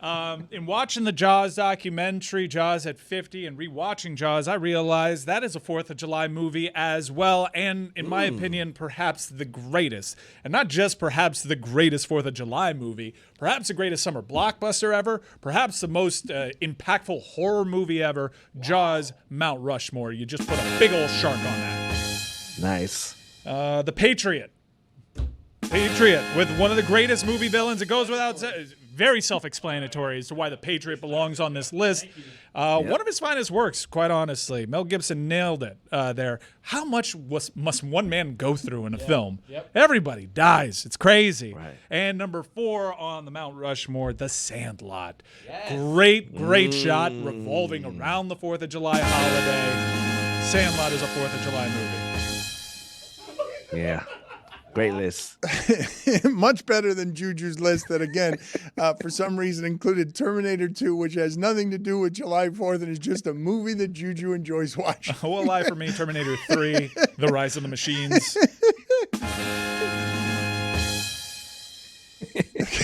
Do you have, outside of Thursday Thunder, Juju, do you have any other WNBA updates that we need to have in our lives right now?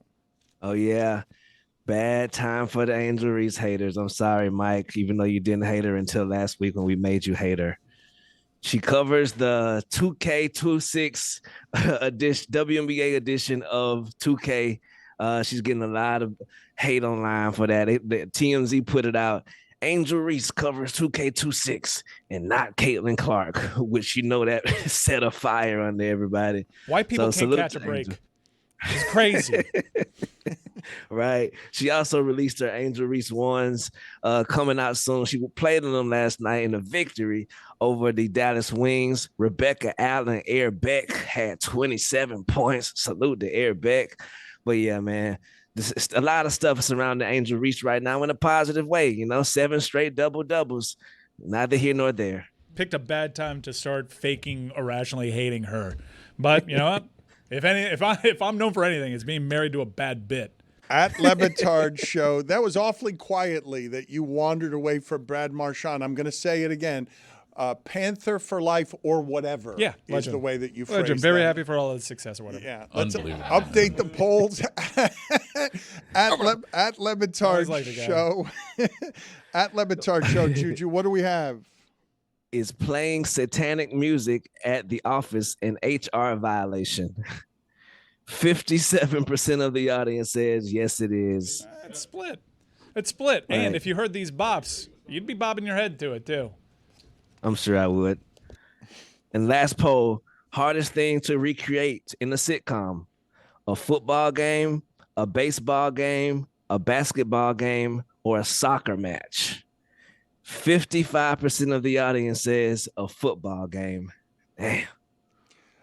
That's Those are your probably accurate the way that poll question is framed. But if I say to you, you get instinctively offended as a sports fan by the lack of authenticity in something that you're watching in sports on television, in a sitcom, I think basketball has more memorable moments than football, even though you'd have to agree that it's hard to recreate football in a way that feels authentic, right? Because you need the hits.